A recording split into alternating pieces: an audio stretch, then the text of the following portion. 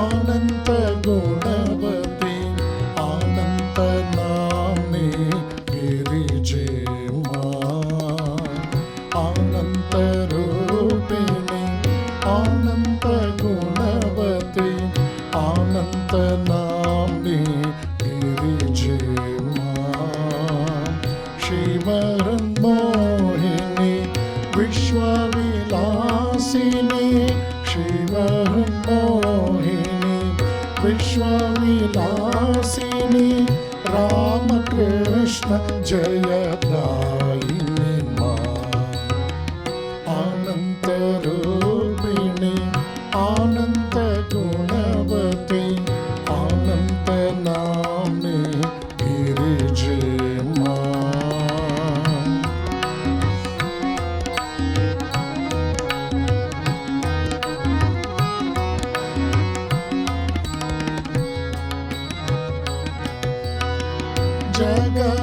जगज्जननी त्रिलोकपालिनी जगज्जननी त्रिलोकपालिनी विश्वसुवासिनी शुभदे मां शुभदे मां शुभदे मां जगज्जननी त्रिलोकपालिनी विश्वसुवासिनी शुभदे मां शुभदे मां शुभदे मां दुर्गति नाशिनी सम्मतिदायिनी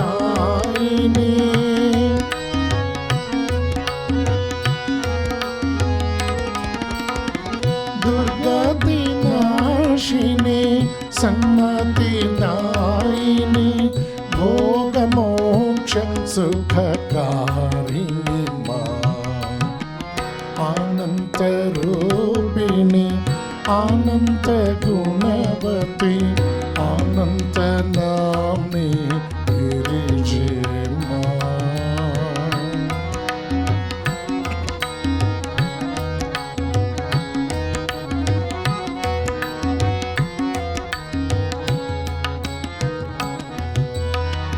पारमे पार्वती सुंदरी भगवती पारमे पार्वती सुंदरी भगवती दुर्गे भामती त्वं मे मां त्वं मे मां त्वं मे मां पारमे पार्वती सुंदरी भगवती दुर्गे भामती त्वं मे मां त्वं मे मां त्वं मे मां प्रसीद मातर नागेन्द्र नंदिनी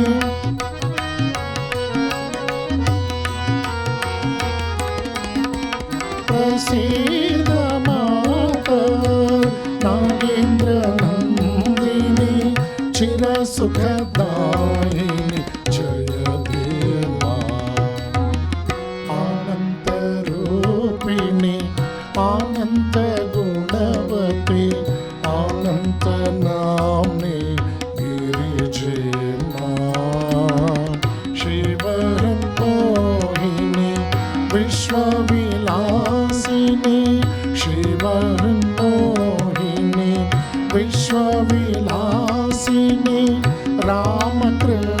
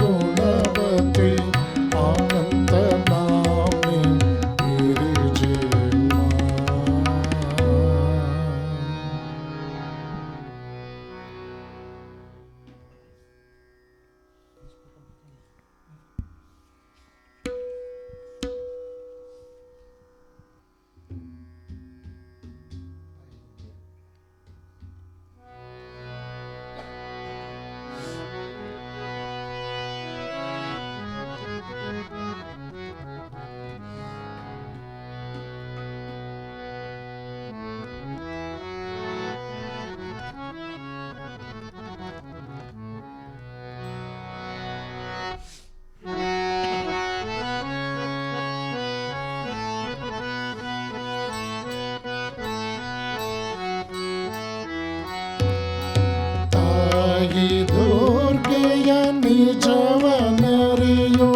ಧೀರರಾರು ಜಗದೊಳು. ಆರು ದರುಶನ ವೇದ ಶಾಸ್ತ್ರ ಪುರಾಣ ಬರೆಯದು ಅವಳನ್ನು. ಯೋಗಿ ಹೃದಯದ ದಿವ್ಯ ನಿತ್ಯಾನಂದ ರೂಪಿಣಿ ಆಕೆಯೋ ತನ್ನ ಆನಂದದಲ್ಲಿ ತಾನೇ ಜೀವರೆದೆಯೊಳಗಿರುವಳು.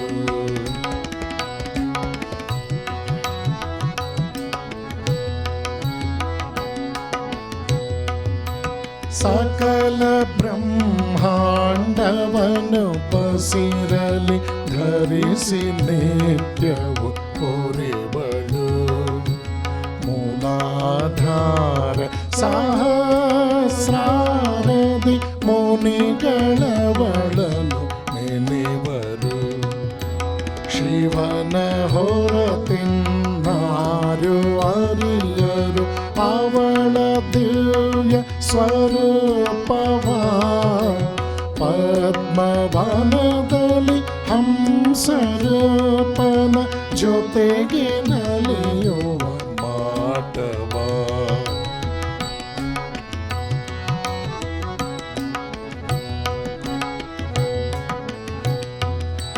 ಕಡಲ ನೀಜುವೆನೆಂಬ ಮರುಳನ ಕಲ್ಪನೆಗೆ ನಗುವಂದದೆ.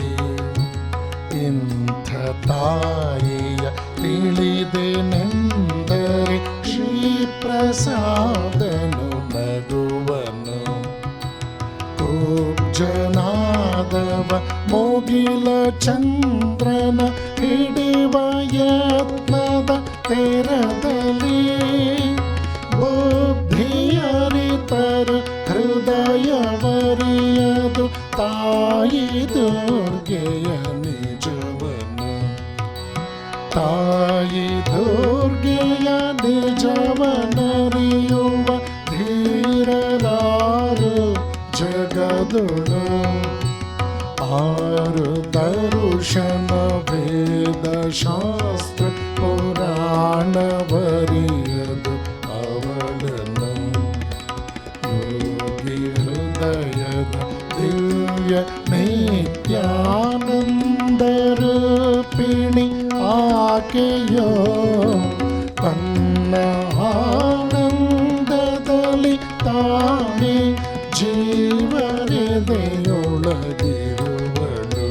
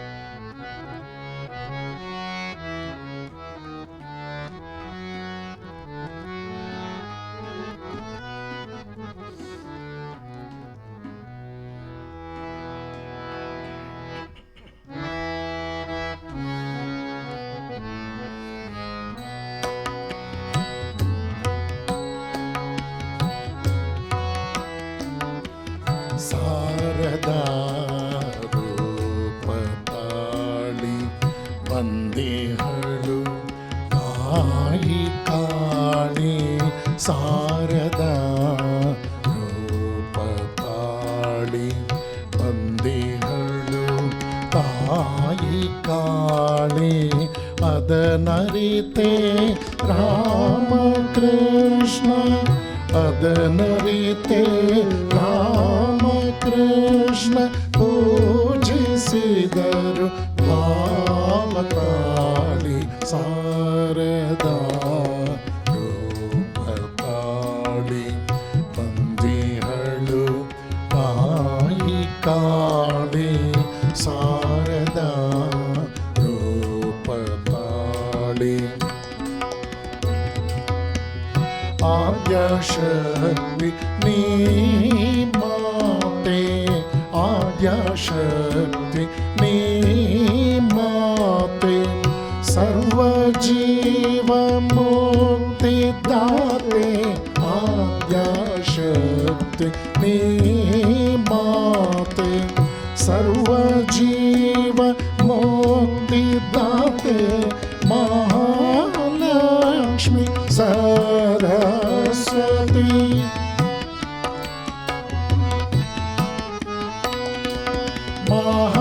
ಮಹಾಲಕ್ಷ್ಮಿ ಸರಸ್ವತಿ ಗುಪ್ತರೂಪ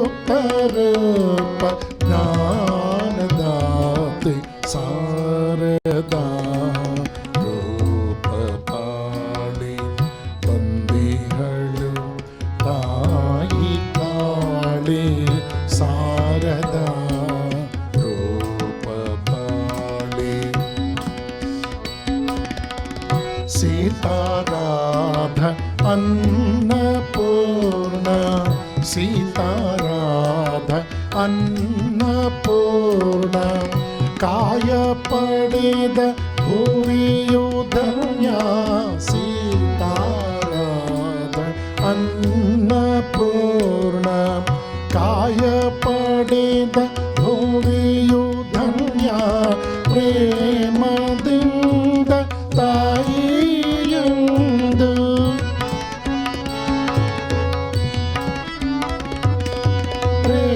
ಪ್ರೇಮದಿಂದ ತಾಯಿಯೆಂದು ಕರೆವ ಮನುಜ ಜಗದ್ಮಾನ್ಯ ಶಾರದಾ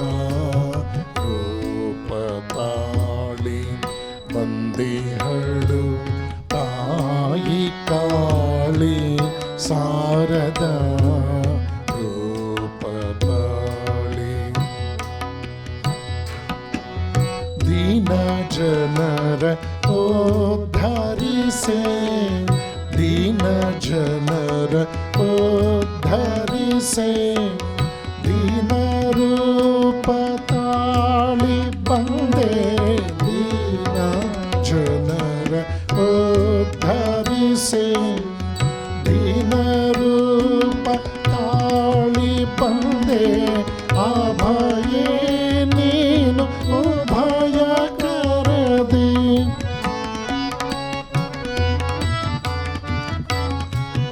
ಅಭಯೇ ನೀನು ಭಯ ಕರದಿ ಅಭಯವನ್ನು ನೀಡಲೆಂದು ಶಾರದಾ ರೂಪತಾಳಿ ಬಂದಿಹಳು ತಾಯಿ ಕಾಳಿ ಶಾರದಾ ರೂಪತಾಳಿ ಬಂದಿಹಳು ತಾಯಿ ಕಾಳಿ ಅದನರಿತೆ ರಾಮಕೃಷ್ಣ ಅದನರಿತೆ ರಾಮಕೃಷ್ಣ ಪೂಜಿಸಿದರು ಭಾವತಾಳಿ ಶಾರದಾ ರೂಪತಾಳಿ ಬಂದಿಹಳು ತಾಯಿ ಕಾಳಿ ಶಾರದಾ ರೂಪತಾಳಿ.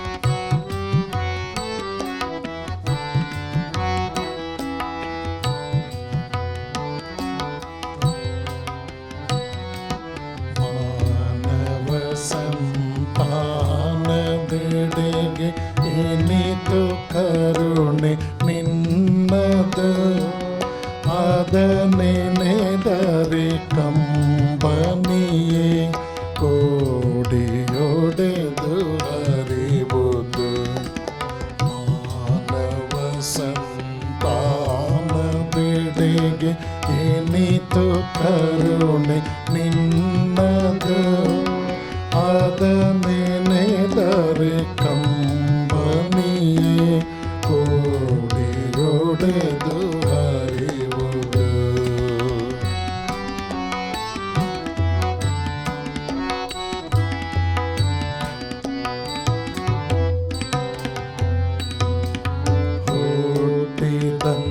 ಹುಟ್ಟಿದಂದಿನಿಂದ ನಾನು ನಿನ್ನಾಣೆಯ ಮೀರಿದೆ ಆದರೂ ನೀ ಅಕ್ಕರೆಯಲ್ಲಿ ತಾಯ್ತನವನ್ನೇ ತೋರಿದೆ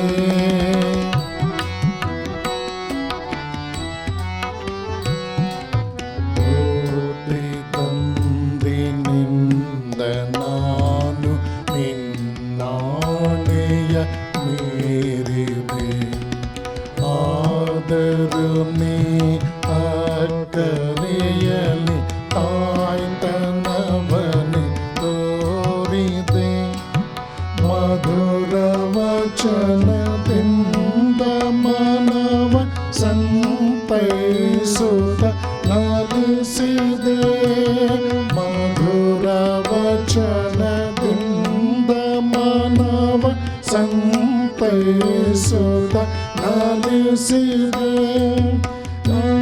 ನೆನೆದರೆ ಕಂಬನಿಯೇ ಕೋಡಿಯೊಡೆದು ಹರಿದಿದೆ ಮಾನವ ಸಂತಾನ ಬೇಡಿಗೆ ಏನಿತು ಕರುಣೆ ನಿನ್ನದು ಅದನ್ನೇ ನೆನೆದರೆ ಕಂಬನಿಯೇ ಕೋಡಿಯೊಡೆದು ಹರಿವುದು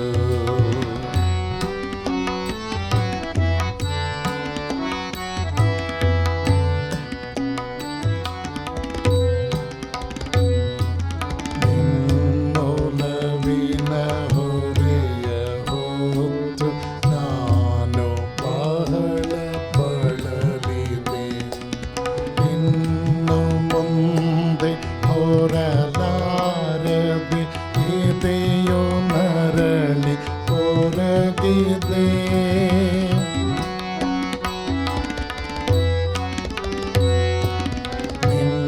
ನಿನ್ನೊಲವಿನ ಹೊರೆಯ ಹೊತ್ತು ನಾನು ಬಹಳ ಬಳಲಿದೆ ಇನ್ನು ಮುಂದೆ ಹೊರಲಾರದೆ ಇದೆಯೋ ನರಳಿ ಕೊರಗಿದೆ ನಿನ್ನೊಲವಿನ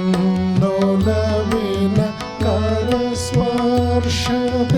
ಈ ನೋವನ್ನು ನೀಗಿಸು ನಿನ್ನೊಲವಿನ ಕರಸ್ಪರ್ಶದೆ ಈ ನೋವನ್ನು ನೀಗಿಸು ನಿನ್ನ ಪಾದ ಪದ್ಮದಲ್ಲಿ ನನ್ನ ನಿರಿಸಿ ಪಾಲಿಸು ಮಾನವ ಸಂತಾನ ಬೇಡಿಗೆ ಏನಿತು ಕರುಣೆ ನಿನ್ನದು ಅದನ್ನೇ ನೆನೆದರೆ ಕಂಬನಿಯೇ ಕೋಡಿಯೊಡೆದು ಹರಿದಿದೆ ಮಾನವ ಸಂತಾನ ಬೇಡಿಗೆ ಏನಿತು ಕರುಣೆ ನಿನ್ನದು ಅದನ್ನೇ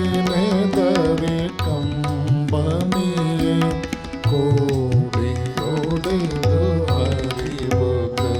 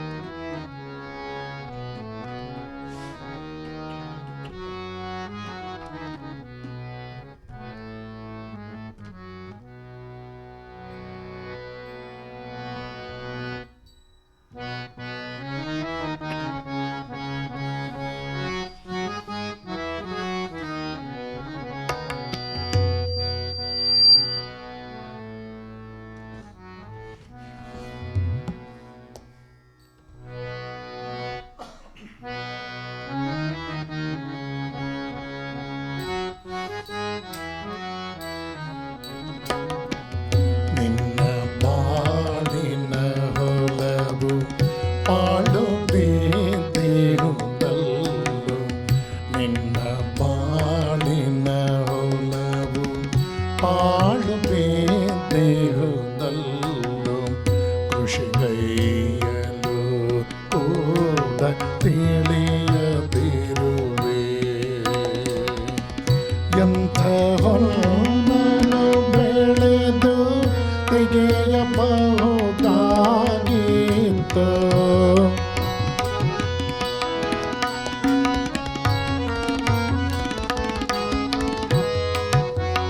ಎಂಥ ಹೊನ್ನನು ಬೆಳೆದು ತೆಗೆಯಬಹುದಾಗಿತ್ತು. ಕೆಲವು ದಿನ ಮೈ ಮುರಿದು ದುಡಿದಿದ್ದರೆ, ಕೆಲವು ದಿನ ಮೈ ಮುರಿದು ದುಡಿದಿದ್ದರೆ, ನಿನ್ನ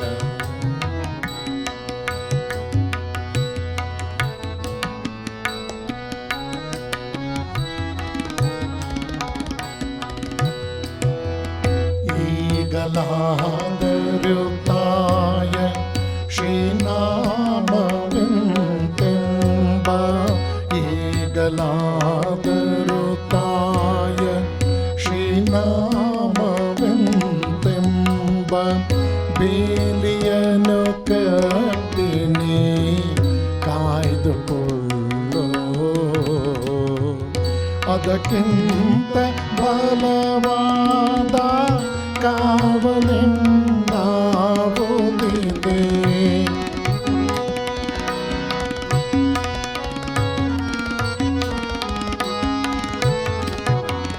ಅದಕ್ಕಿಂತ ಬಲವಾದ ಕಾವಲಿನ್ನಾವುದಿದೆ.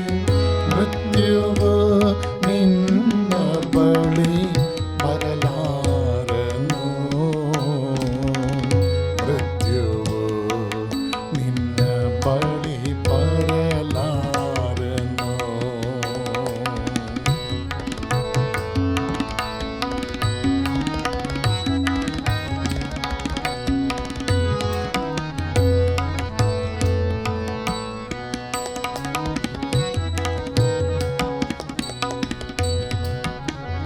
ಇಂದು ನಾಳೆಯೋ ಹೊಲವ ಹೊಲದೊಡೆಯ ಗೋಪಿಸುವ, ಇಂದು ನಾಳೆಯೋ ಹೊಲವ ಹೊಲದೊಡೆಯ ಗೋಪಿಸುವ ಮುನ್ನವೇ ಎಚ್ಚೆತ್ತು ಬೆಳೆಯ ತೆಗೆಯೋ, ಮುನ್ನವೇ ಎಚ್ಚೆತ್ತು ಬೆಳೆಯ ತೆಗೆಯೋ. ಗುರುವೇತ್ತ ಮಂತ್ರವನು ಬೀಜವಾಗಿಸಿ ಬೇತಿ, ಗುರುವೇತ್ತ ಮಂತ್ರವನು ಬೀಜವಾಗಿಸಿ ಬೇತಿ, ಪ್ರೇಮವಾರಿಯ ಹೊಯ್ದು ಹಸನುಗೊಳಿಸು. ನಿನಗೆ ಈ ಕೆಲಸವು ಕಷ್ಟವಾದರೆ ಹೇಳು,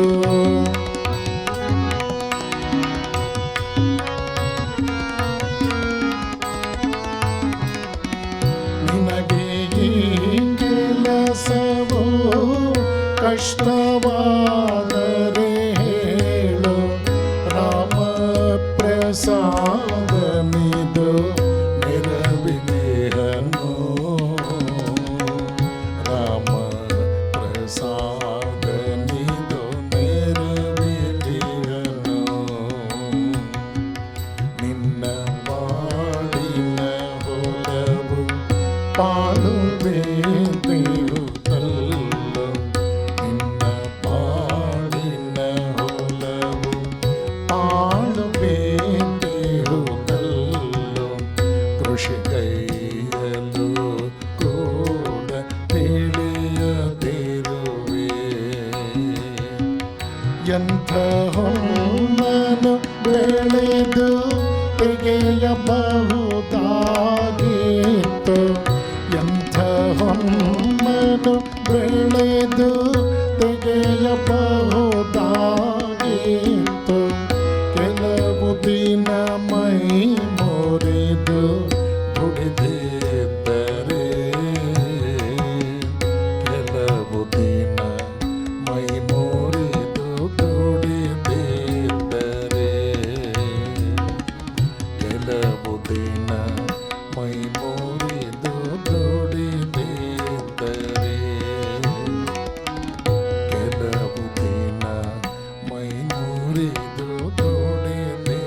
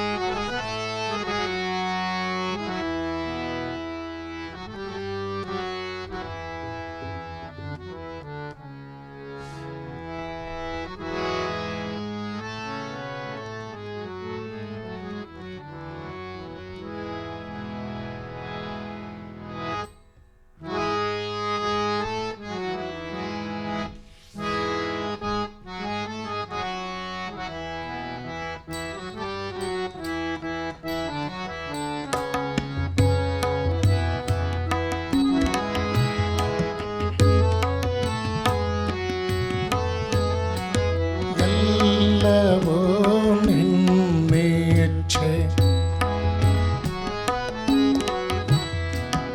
ಎಲ್ಲವೂ ನಿನ್ನಿಚ್ಛೆಯಂತೆ ನಡೆದಿರಲು ನೀನೇ ಭವಸಾಗರವ ದಾಟಿಸುವ ಹಡಗು ನಿನ್ನ ಇಚ್ಛೆಯ ನೀನು ಪೂರೈಸುತ್ತಿರಲು ನಿನ್ನ ಇಚ್ಛೆಯ ನೀನು ಪೂರೈಸುತ್ತಿರಲು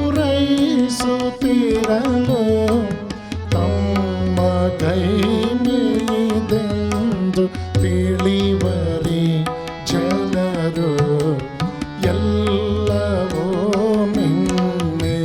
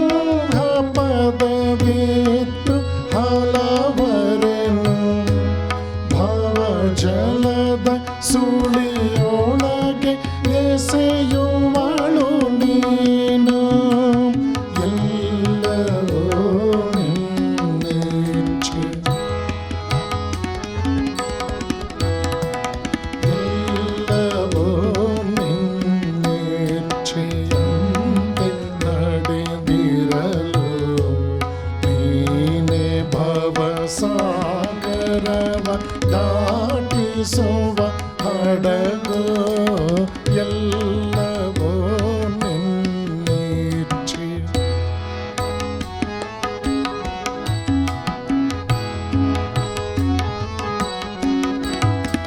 ನೀನು ಚಾಲಕ ಶಕ್ತಿ ನಾನೊಂದು ಯಂತ್ರ. ನೀನು ಚಾಲಕ ಶಕ್ತಿ ನಾನೊಂದು ಯಂತ್ರ. ನಾನೊಂದು ಬರಿಯ ಮನೆ ನೀನದರ ಮಂತ್ರ.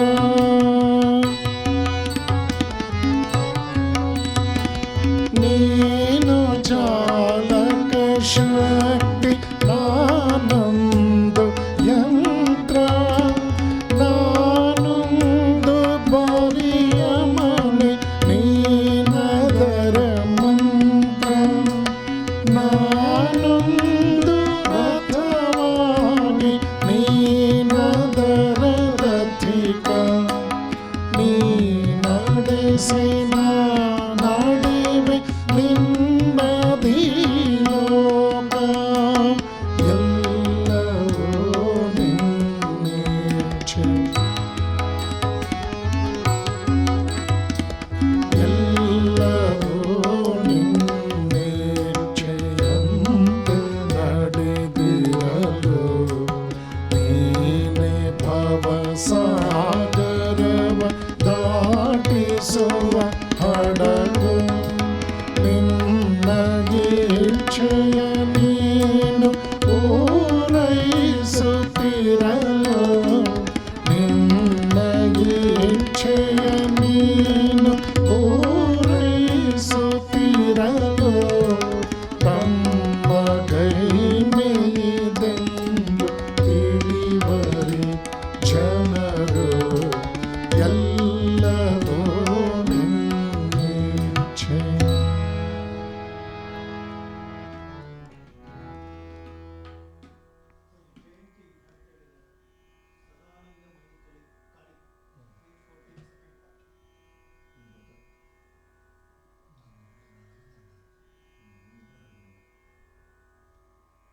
ಅಷ್ಟೇನಾ? ಅದೊಂದೇನಾ?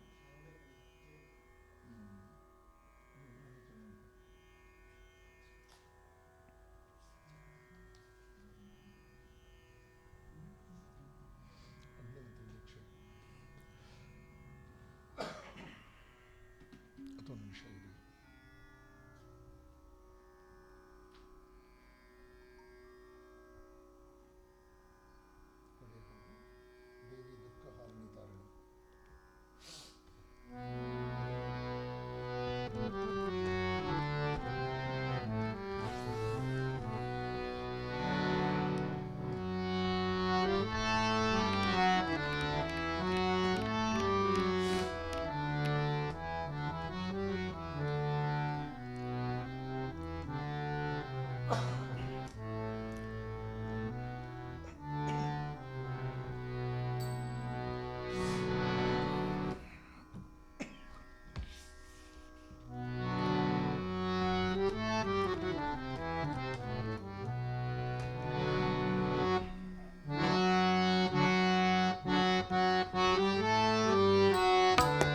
ದೇವಿ ದುಃಖ ಹಾರಿಣಿ ತಾರಿಣಿ.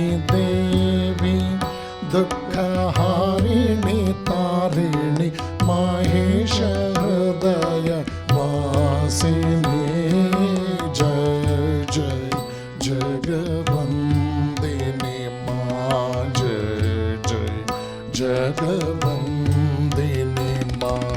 ದೇವಿ ದುಃಖ ಹಾರಿಣಿ ತಾರಿಣಿ.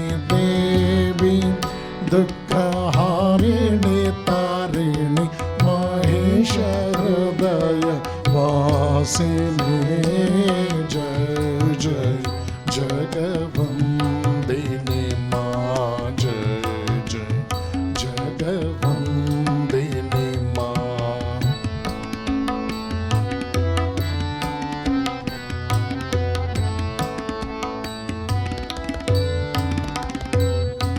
ಸುರ ಸುರ ನರ ಸಮರ ಪೂಜಿತ सुर सुर नर सबर पूजिता आगम निगमे सृजनकारिणी सुर सुर नर सबर पूजिता आगम निगमे सृजनकारिणी ज्ञानद वरद सुखद मोक्षद त्वमेव अन्नद जय परायणी जय जय जगवन्दिनी मा जय जय जगवन्दिनी मा देवी दुःखहारिणी तारिणी देवी दुःखहारिणी तारिणी महेश हृदय वासिनी जय जय जगवन्दिनी मा जय जय जगवन्दिनी मा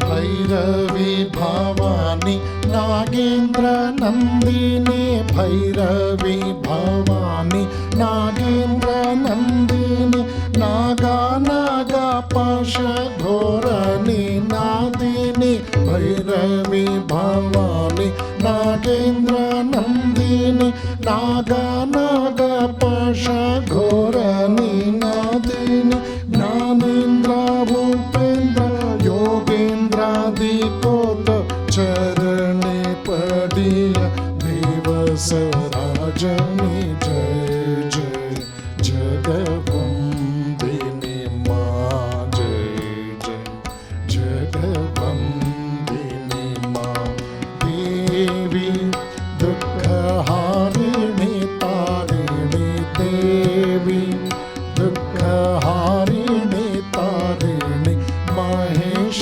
हृदय वासिनी जय जय जगवन्दिनी मा जय जय जगवन्दिनी मा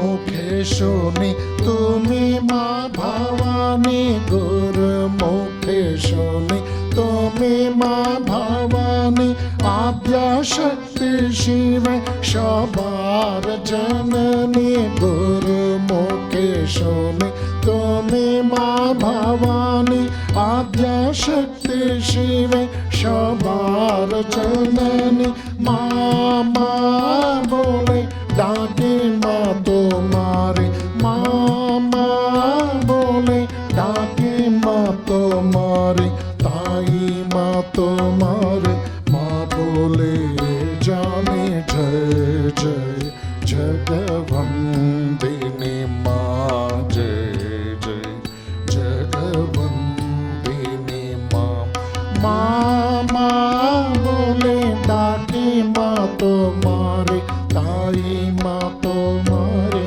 माँ बोले जाने जय जय जगवन्दिनी माँ जय जय जगवन्दिनी माँ देवी दुःखहारिणी तारिणी देवी दुःखहारिणी तारिणी महेश हृदय वासिनी जय जय जगवन्दिनी मा जय जय जगवन्दिनी मा जय जय जगवन्दिनी मा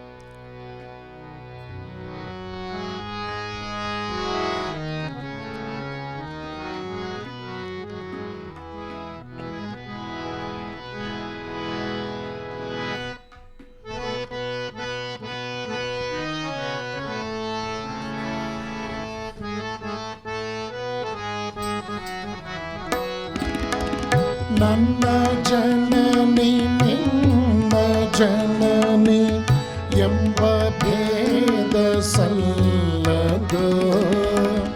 ನನ್ನ ಜನನಿ ನಿನ್ನ ಜನನಿ ಎಂಬ ಭೇದ ಸಲ್ಲದು. ಅವಳು ಜಗದ ಕೋಟಿ ಕೋಟಿ ಜೀವ ಜನ್ಮದಾತೆಯೋ, ಜೀವ ಜನ್ಮದಾತೆಯೋ.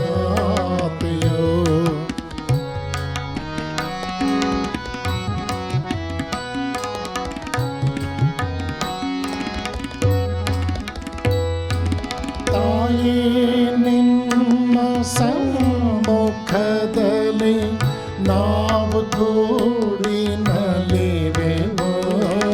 ತಾಯೇ ನಿನ್ನ ಸಮ್ಮುಖದಲ್ಲಿ ನಾವು ಕೂಡಿ ನಲಿವೆವು. ನಿನ್ನ ವಾತ್ಸಲ್ಯ ಸುಧೆಯ ನೀಡಿ ಎಮ್ಮ ಕಾಪಿಡು, ನೀಡಿ ಎಮ್ಮ ಕಾಪಿಡು.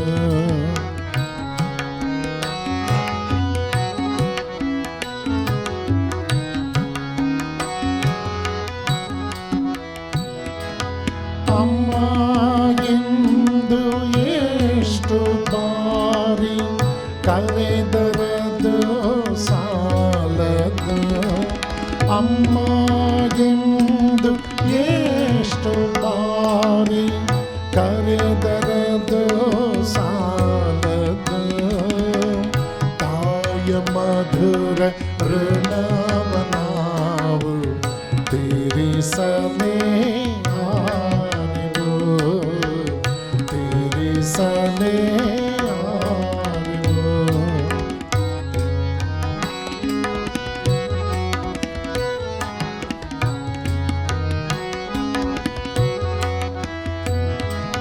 ಮೈ ಮನಗಳ ಮಾರಿಸುವಂಥ ದಿವ್ಯ ನಾಮವಿಲ್ಲಿದೆ.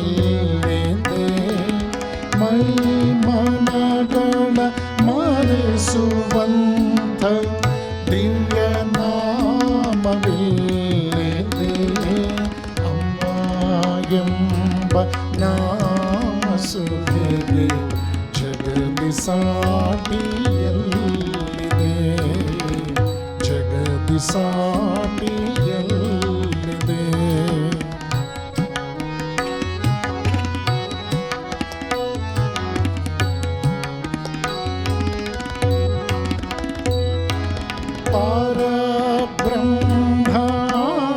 ಪರಬ್ರಹ್ಮಾದಿಶಕ್ತಿ ಎನಿತು ನಾಮ ಅವಳಿಗೆ. ಪರಬ್ರಹ್ಮ ಆದಿಶಕ್ತಿ ಎನಿತು ನಾಮ ಅವಳಿಗೆ. ಅಮ್ಮ ಎಂಬ ಒಂದು ನಾಮ ಸಾಕು ನಮ್ಮ ಪಾಲಿಗೆ. ಅಮ್ಮ ಎಂಬ ಒಂದು ನಾಮ ಸಾಕು ನಮ್ಮ ಪಾಲಿಗೆ. ಅಮ್ಮ ಎಂಬ ಒಂದು ನಾಮ ಸಾಕು ನಮ್ಮ ಪಾಲಿಗೆ, ಸಾಕು ನಮ್ಮ ಪಾಲಿಗೆ, ಸಾಕು ನಮ್ಮ ಪಾಲಿಗೆ.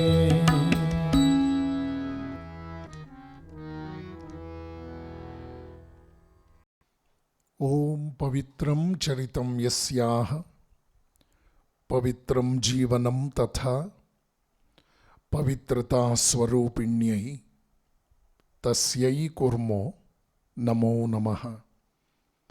ಯಾ ದೇವಿ ಸರ್ವಭೂತೇಷು ಮಾತೃರೂಪೇಣ ಸಂಸ್ಥಿತ ನಮಸ್ತಸ್ಯೈ ನಮಸ್ತಸ್ಯೈ ನಮಸ್ತಸ್ಯೈ ನಮೋ ನಮಃ.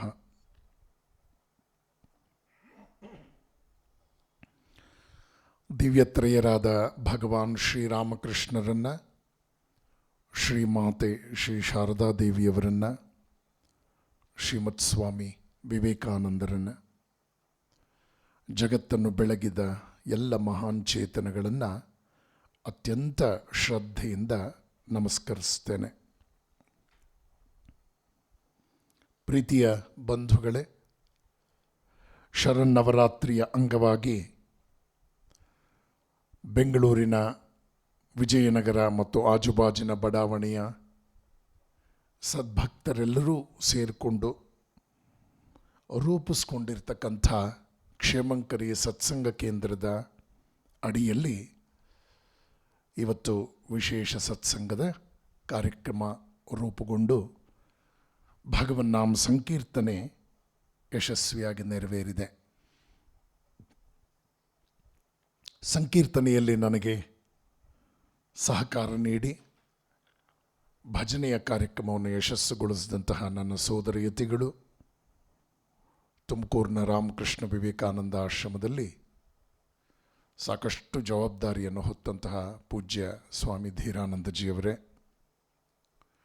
ಕ್ಷೇಮಂಕರಿ ಸತ್ಸಂಗ ಕೇಂದ್ರ ಇದರ ಎಲ್ಲ ಮಾರ್ಗದರ್ಶಕ ವೃಂದದವರೇ, ಸಜ್ಜನ ಭಕ್ತ ಮಾತೆಯರೇ ಮತ್ತು ಈ ಸತ್ಸಂಗದಲ್ಲಿ ಭಾಗಿಗಳಾದ ಎಲ್ಲ ಆಧ್ಯಾತ್ಮಿಕ ಬಂಧುಗಳೇ, ನವರಾತ್ರಿಯ ವಿಶೇಷ ಸಂಭ್ರಮದಲ್ಲಿ ನಾವೆಲ್ಲ ಇದ್ದೇವೆ. ವಿಷಯವನ್ನು ಭಾರತೀಯ ಹಿನ್ನೆಲೆಯಲ್ಲಿ ನಾವು ಗಮನಿಸೋದಕ್ಕೆ ಪ್ರಯತ್ನ ಪಟ್ಟಾಗ ನಮ್ಮ ಮುಂದೆ ಎರಡು ಅದ್ಭುತ ವಿಚಾರಗಳು ಮೇಳೈಸುತ್ತವೆ, ಮೂಡಿಬರುತ್ತವೆ. ಎರಡು ವಿಷಯಗಳು ಗೋಚರವಾಗುತ್ತೆ. ಮೊದಲನೇದಾಗಿ ಅತ್ಯಂತ ಸಂತೋಷ ಪಡ್ತಕ್ಕಂಥ, ಹೆಮ್ಮೆ ಪಡ್ತಕ್ಕಂಥ, ಒಂದು ರೀತಿಯಲ್ಲಿ ಸಾತ್ವಿಕ ಅಹಂಕಾರವನ್ನೇ ನಾವು ವ್ಯಕ್ತಪಡಿಸಬಹುದಾದ ವಿಷಯ. ಭಾರತದಲ್ಲಿ ಶಕ್ತಿ ಪೂಜೆ ಅಂತಕ್ಕಂಥದ್ದು ಏನು ಅದ್ಭುತವಾದ ರೀತಿಯಲ್ಲಿ ಸಾವಿರಾರು ವರ್ಷ ನಡೆದು ಬಂದಿದೆ. ಈ ದೇಶ ಪ್ರಕೃತಿಯನ್ನು ಅಂದರೆ ಶಕ್ತಿಯನ್ನು ಉಪಾಸನೆ ಮಾಡಿ ಅದೆಷ್ಟು ಉದ್ಧಾರವಾಯಿತಲ್ಲ. ಜಗತ್ತಿನಲ್ಲಿ ಇನ್ನೆಲ್ಲೂ ನಾವು ನೋಡೋದಕ್ಕೆ ಸಾಧ್ಯವಿಲ್ಲದಷ್ಟು ಧಾರ್ಮಿಕ ಆಧ್ಯಾತ್ಮಿಕ ಅಭ್ಯುದಯಕ್ಕೆ ಪ್ರಕೃತಿಯ ಕೊಡುಗೆ ಅದೆಷ್ಟು ಅದ್ಭುತ. ಇಲ್ಲಿ ಪ್ರಕೃತಿ ಅಂತಂದರೆ ಕೇವಲ ಹೊರಗಡೆ ಬಾಹ್ಯ ಪ್ರಕೃತಿ ಅಂತ ತಗೋಬಾರದು.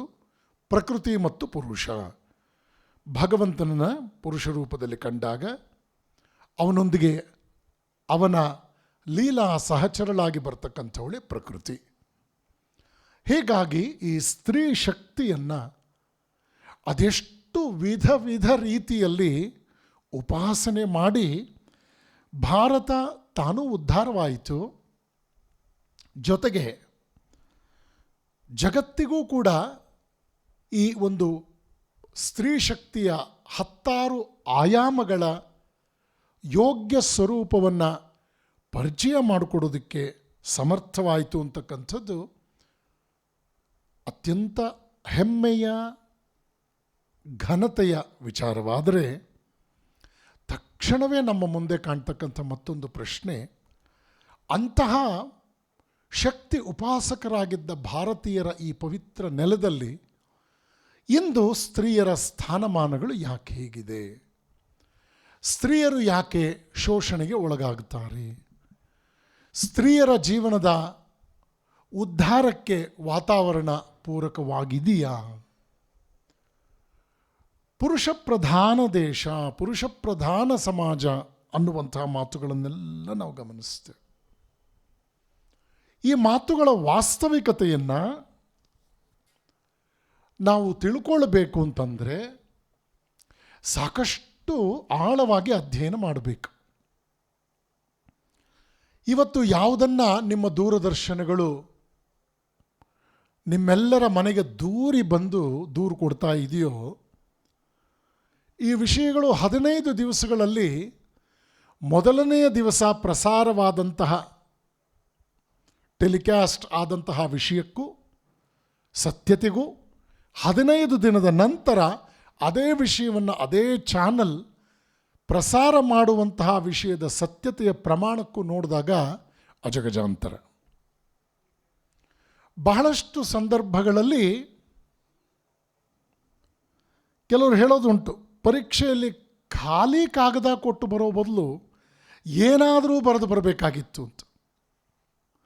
ಈ ಏನಾದರೂ ಬರೆದು ಬರಬೇಕಾಗಿತ್ತು ಅನ್ನೋ ಹಾಗೆಯೇ ಏನಾದರೂ ಒಂದನ್ನು ಬಿತ್ತರಿಸಿದ್ರಾಯಿತು, ಏನಾದರೂ ಒಂದನ್ನು ಪ್ರಚಾರ ಮಾಡಿದ್ರಾಯಿತು, ಏನಾದರೂ ಒಂದು ವಿಷಯ ಫಿಲಪ್ ದಿ ಬ್ಲ್ಯಾಂಕ್ಸ್ ಆಗಬೇಕು ಅನ್ನುವಷ್ಟರ ಮಟ್ಟಿಗೆ ಇವತ್ತಿನ ಕಾರ್ಯಕ್ರಮಗಳು ತಮ್ಮ ಗುಣಮಟ್ಟವನ್ನು ಕಳ್ಕೊಂಡಿದೆ. ಆ ನಿಟ್ಟಿನಲ್ಲಿ ಭಾರತೀಯ ಮೂಲವಾದ ವಿಷಯಗಳನ್ನು ಪ್ರಾಮಾಣಿಕವಾಗಿ ನಾವು ಅಧ್ಯಯನ ಮಾಡಿದಾಗ ನಮಗೆ ಸಾವಿರಾರು ವರ್ಷದ ಇತಿಹಾಸದ ನಮ್ಮ ದೇಶದಲ್ಲಿ ಯಾವ ಮಟ್ಟದಲ್ಲಿ the greatest revolution in human history is enlightenment of mind and improvement of character. The greatest revolutionaries are philosophers and saints ಅಂತ ಅಮೇರಿಕದ ಇತಿಹಾಸಜ್ಞ Will Durant the study of civilization ಪುಸ್ತಕದಲ್ಲಿ ದಾಖಲಿಸಿದಂತಹ ಮಾತುಗಳನ್ನು ಗಮನಿಸಿದಾಗ ಮನಸ್ಸಿಗೆ ಉನ್ನತ ಹಾಗೂ ಉದಾತ್ತವಾದ ವಿಚಾರಗಳನ್ನು ನೀಡುವಂಥದ್ದು ಮತ್ತು ಮನುಷ್ಯನ ಚಾರಿತ್ರ್ಯ ಶಕ್ತಿಯನ್ನು ಅತ್ಯುತ್ತಮವಾಗಿ ರೂಪಿಸಿಕೊಳ್ತಕ್ಕಂಥದ್ದು ಮನುಷ್ಯ ಸಾಮ್ರಾಜ್ಯದಲ್ಲಿ ನಾವು ಗುರುತಿಸಬಹುದಾದ ಸಾರ್ವಕಾಲಿಕವೂ ಶ್ರೇಷ್ಠವೂ ಆದ ಕ್ರಾಂತಿ. ನೋಡಿ, ಗಮನಿಸಿ, 2000 ವರ್ಷಗಳ ಹಿಂದೆ ನಿಮಗೆ ಯುರೋಪಿನ ಕೆಲವು ತುಣುಕುಗಳ ಇತಿಹಾಸ ಸಿಗುತ್ತೆ. ಬಹುತೇಕ 2-2.5 ಸಾವಿರ ವರ್ಷಗಳ ಕಾಲಘಟ್ಟವನ್ನು ತೆಗೆದುಕೊಂಡ್ರೆ ಇವತ್ತಿನಿಂದ ಹಿಂದಕ್ಕೆ ಜಗತ್ತಿನ ಇತಿಹಾಸ ಭಾರತದ ಇತಿಹಾಸದ ಮುಂದೆ ಬಾಲಿಶವಾಗಿ ಕಾಣುತ್ತೆ.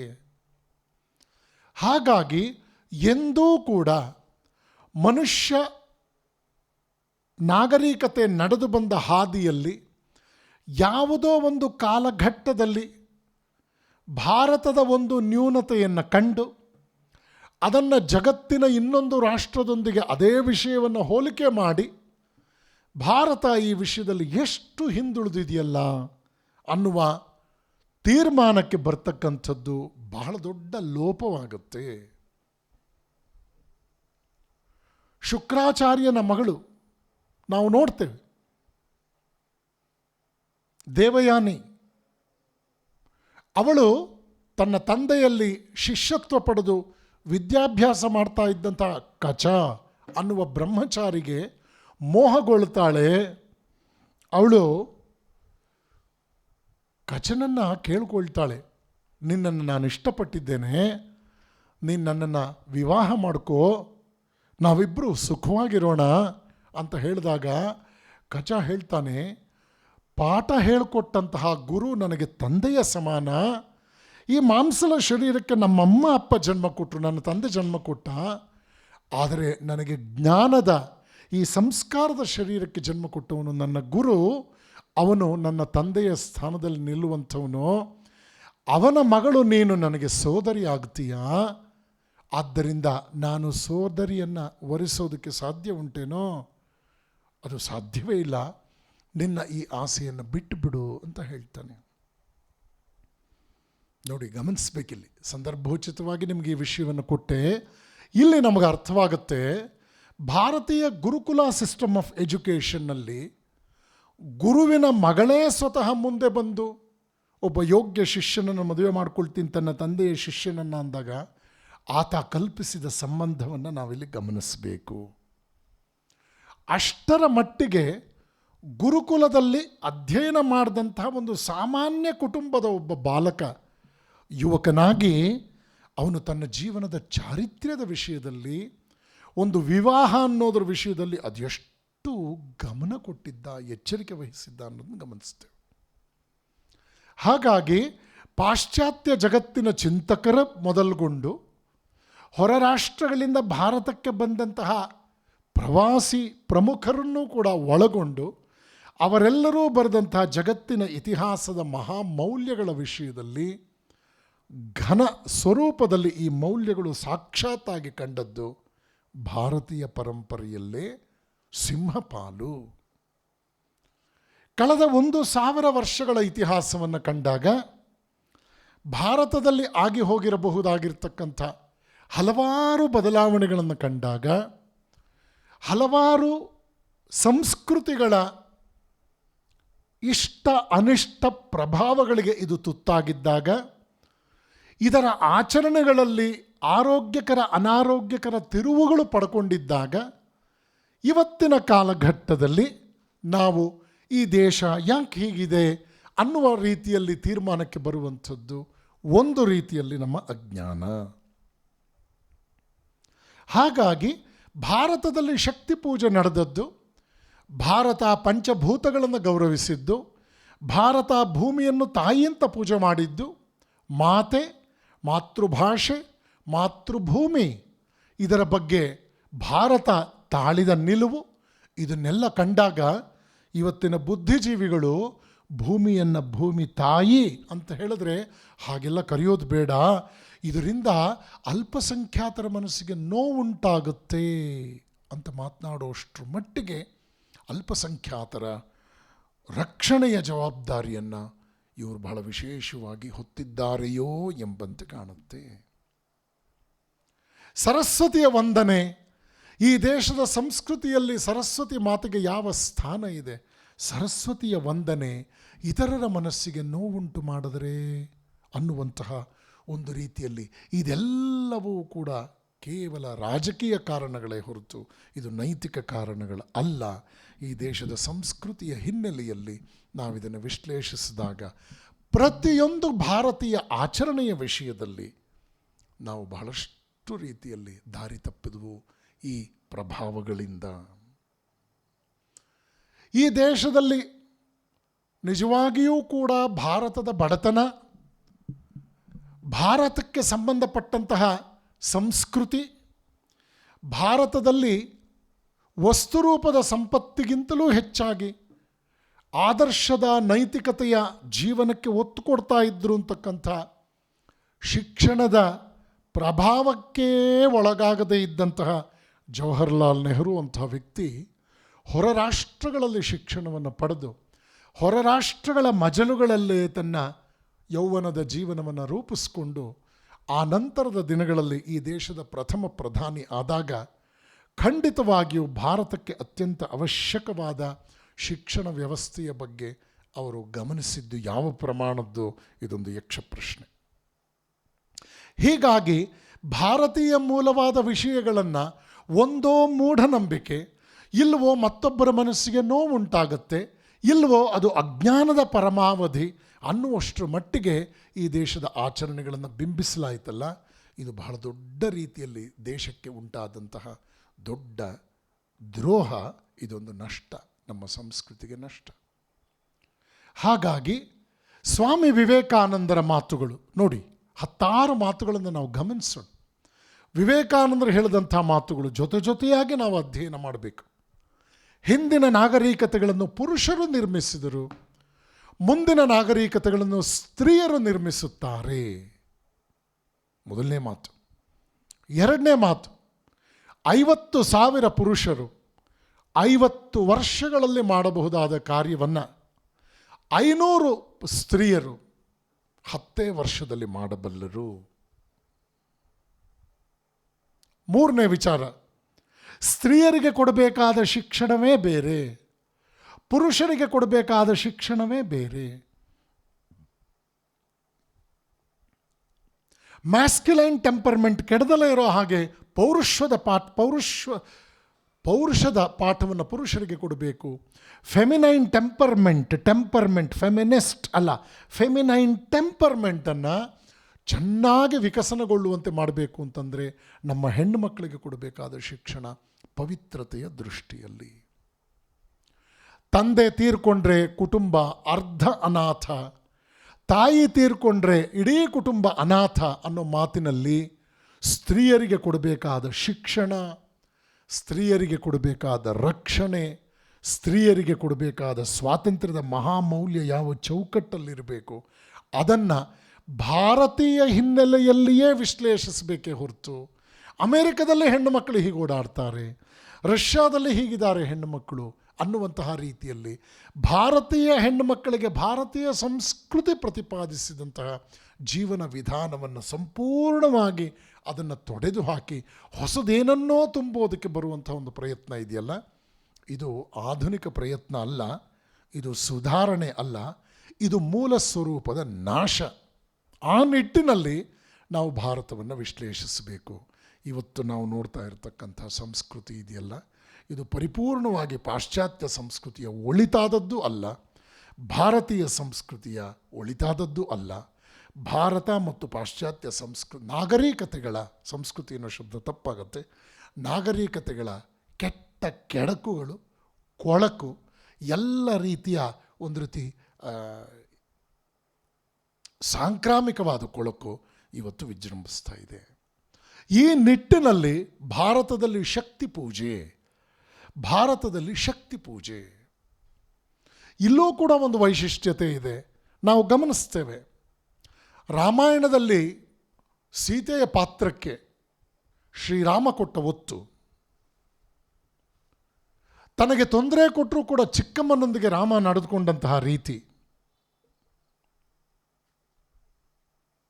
ಲವಕುಶರನ್ನು ಯೋಗ್ಯ ರೀತಿಯಲ್ಲಿ ಬೆಳೆಸಿ ಸೀತೆ ರಾಮನೂ ಕೂಡ ಯುದ್ಧದಲ್ಲಿ ಮಣಿಯುವಂತೆ ಮಾಡಿದಂತಹ ಆ ಅದ್ಭುತವಾದ ಪವಿತ್ರತಾ ಶಕ್ತಿ. ಸೀತೆ ಎಲ್ಲೂ ಸೋಲಿಲ್ಲ, ಸೋತವರು ಅಯೋಧ್ಯೆಯ ಜನ. ಅಯೋಧ್ಯೆಯಲ್ಲಿ ಅವಿವೇಕಿಗಳ ಮಾತಿಗೆ ಸೀತೆ ತನ್ನ ಪಾವಿತ್ರತೆಯನ್ನು ಕಾಪಾಡಿಕೊಂಡು ನಿರ್ಗಮಿಸಿದಲೇ ಹೊರತು ಸೀತೆಯನ್ನು ಕಳ್ಕೊಂಡವರು ಅಯೋಧ್ಯೆಯ ಜನ. ಮಹಾಭಾರತದಲ್ಲೂ ಕೂಡ ನಾವು ಗಮನಿಸ್ತೇವೆ, ಹಲವು ದೃಷ್ಟಾಂತಗಳಲ್ಲಿ ನಮಗೆ ಅರ್ಥವಾಗುತ್ತೆ. ಸ್ವಾಮಿ ವಿವೇಕಾನಂದರು ಇದನ್ನೆಲ್ಲ ಗಮನದಲ್ಲಿಟ್ಕೊಂಡು ಹೇಳ್ತಾರೆ, ಸ್ತ್ರೀಯರ ಶಿಕ್ಷಣ ಬೇರೆ, ಪುರುಷರ ಶಿಕ್ಷಣ ಬೇರೆ. ಆದರೆ ಈ ಮಾತು ಬಹಳ ಮುಖ್ಯ, ಈ ಮಾತು ತುಂಬ ಮುಖ್ಯ. ಸೀತೆ, ಸಾವಿತ್ರಿ, ದಮಯಂತಿ, ಗಾರ್ಗಿ, ಮೈತ್ರೇಯರು, ಶಾರದಾದೇವಿಯವರನ್ನು ಮುಂದಿಟ್ಟುಕೊಂಡು ನಮ್ಮ ಭಾರತದ ಆಧುನಿಕ ಮಹಿಳೆಯರು ತಮ್ಮ ವ್ಯಕ್ತಿತ್ವವನ್ನು ರೂಪಿಸಿಕೊಂಡು ನಾಗರಿಕ ಸವಾಲುಗಳೊಂದಿಗೆ ಸಮರ್ಪಕವಾಗಿ ಹೋರಾಡಬೇಕಾಗಿದೆ. ಮುಂದಿನ ನಾಗರಿಕತೆಗಳನ್ನು ಕಟ್ಟುವವರು ಸ್ತ್ರೀಯರು, ನಿಜ. ಸ್ತ್ರೀಯರಿಗೆ ವಿಶೇಷವಾದ ಶಿಕ್ಷಣ ಕೊಡಬೇಕು, ನಿಜ. ಪುರುಷರಿಗಿಂತಲೂ ಪರಿಣಾಮಕಾರಿಯಾಗಿ ಸ್ತ್ರೀಯರು ಅದ್ಭುತ ಕಾರ್ಯಗಳನ್ನು ಮಾಡ್ತಾರೆ, ಸತ್ಯ. ಆದರೆ ಸ್ತ್ರೀಯರು ಎಂದೂ ಕೂಡ ತನ್ನ ಸಂಸ್ಕೃತಿಯ ತಾಯಿ ಬೇರಾದ ಸೀತೆ, ಸಾವಿತ್ರಿ, ದಮಯಂತಿ, ಗಾರ್ಗಿ, ಮೈತ್ರೇಯರ ಆ ಒಟ್ಟು ವ್ಯಕ್ತಿತ್ವದ ಗಳಿತ ವ್ಯಕ್ತಿತ್ವದ ಆದರ್ಶದಲ್ಲಿ ಇವತ್ತಿನ ಶಾರದಾ ಮಾತೆಯವರನ್ನು ಮುಂದಿಟ್ಟುಕೊಂಡು ನಮ್ಮ ಸ್ತ್ರೀಯರು ತಮ್ಮ ಅಭ್ಯುದಯವನ್ನು ಕಂಡುಕೊಳ್ಳಬೇಕಾಗಿದೆ ಅನ್ನೋದು ವಿವೇಕಾನಂದರು ಕೊಟ್ಟಂತಹ ಅತ್ಯಂತ ಎಚ್ಚರಿಕೆಯ ಒಂದು ಹಿತೋಕ್ತಿ. ಇಲ್ಲಿ ನಾವು ಗಮನಿಸಬೇಕು, ನಮ್ಮ ನಾಗರಿಕತೆಗಳನ್ನು ಕಟ್ಟುವ ವಿಷಯದಲ್ಲಿ ಸ್ತ್ರೀಯರು ಇವತ್ತು ಮುಂಚೂಣಿಯಲ್ಲಿದ್ದಾರೆ.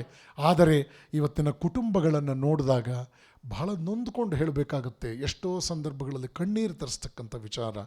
ಇವತ್ತಿನ ಮಾತೆಯರು, ಕುಟುಂಬಗಳಲ್ಲಿ ಮಾತೆಯರು ತಮ್ಮ ಗಂಡು ಮಕ್ಕಳನ್ನು ಬೆಳೆಸುವಂತಹ ರೀತಿಗಿಂತಲೂ ಕೂಡ ಭಿನ್ನವಾಗಿ ಹೆಣ್ಣು ಮಕ್ಕಳನ್ನು ಬೆಳೆಸ್ತಾ ಒಂದು ರೀತಿಯಲ್ಲಿ ಗಂಡು ಮಕ್ಕಳಂತೆಯೇ ಹೆಣ್ಣು ಮಕ್ಕಳನ್ನು ಬೆಳೆಸಕ್ಕೆ ಹೋಗಿ ಅವರಿಗೆ ದೈವದತ್ತವಾದ ಆ ಸ್ತ್ರೀತ್ವದ ಲಕ್ಷಣಗಳೇ ಭಾವನಾತ್ಮಕವಾಗಿ, ಕೆಲವೊಮ್ಮೆ ಅವರ ಸ್ವರೂಪದಲ್ಲೂ ಕೂಡ ಅವರನ್ನು ಪುರುಷರಂತೆಯೇ ಬೆಳೆಸಿ ಇವತ್ತು ಬಹಳ ದೊಡ್ಡ ನಷ್ಟಕ್ಕೆ ಕಾರಣರಾಗಿದ್ದಾರೆ. ಇವತ್ತು ತಾಯಂದರು ತಮ್ಮ ಗಂಡು ಮಕ್ಕಳನ್ನು ಬೆಳೆಸೋ ವಿಷಯದಲ್ಲಿ ನಿಜವಾಗಿಯೂ ರ್ಯಾಂಕ್ನಲ್ಲಿದ್ದಾರೆ, ಅತ್ಯುತ್ತಮ ಶ್ರೇಣಿಯಲ್ಲಿದ್ದಾರೆ. ಅದೇ ತಾಯಂದರು ತಮ್ಮ ಹೆಣ್ಣು ಮಕ್ಕಳನ್ನು ಬೆಳೆಸೋ ವಿಷಯದಲ್ಲಿ ನಿಜವಾಗಿಯೂ ಕೂಡ ವಿಫಲರಾಗಿದ್ದಾರೆ. ಈ ತರತಮ ಭಾವನೆಯನ್ನು ಕಂಡಾಗ ನನ್ನ ಮಗಳು ಯಾವುದಕ್ಕೂ ಹೆದರಬಾರದು, ಅವಳನ್ನು ಗಂಡು ಮಕ್ಕಳ ಹಾಗೆಯೇ ಬೆಳೆಸಿದ್ದೇನೆ, ಅವಳು ಕೂಡ ಜೋರಾಗಿರಬೇಕು, ಕುಟುಂಬದಲ್ಲಿ ಯಾರಾದರೂ ಅವಳು ತಂಟೆಗೆ ಬಂದರೆ ಅವಳು ಭುಗಿಲೇಳಬೇಕು. ಇದು ತಯಾರಿಯ ಸೂತ್ರಗಳಲ್ಲಿ ಒಂದು. ಅವಳು ಶೋಷಣೆಗೆ ಒಳಗಾಗಬಾರದು, ಅದು ವಿವೇಕದ ಮಾತು.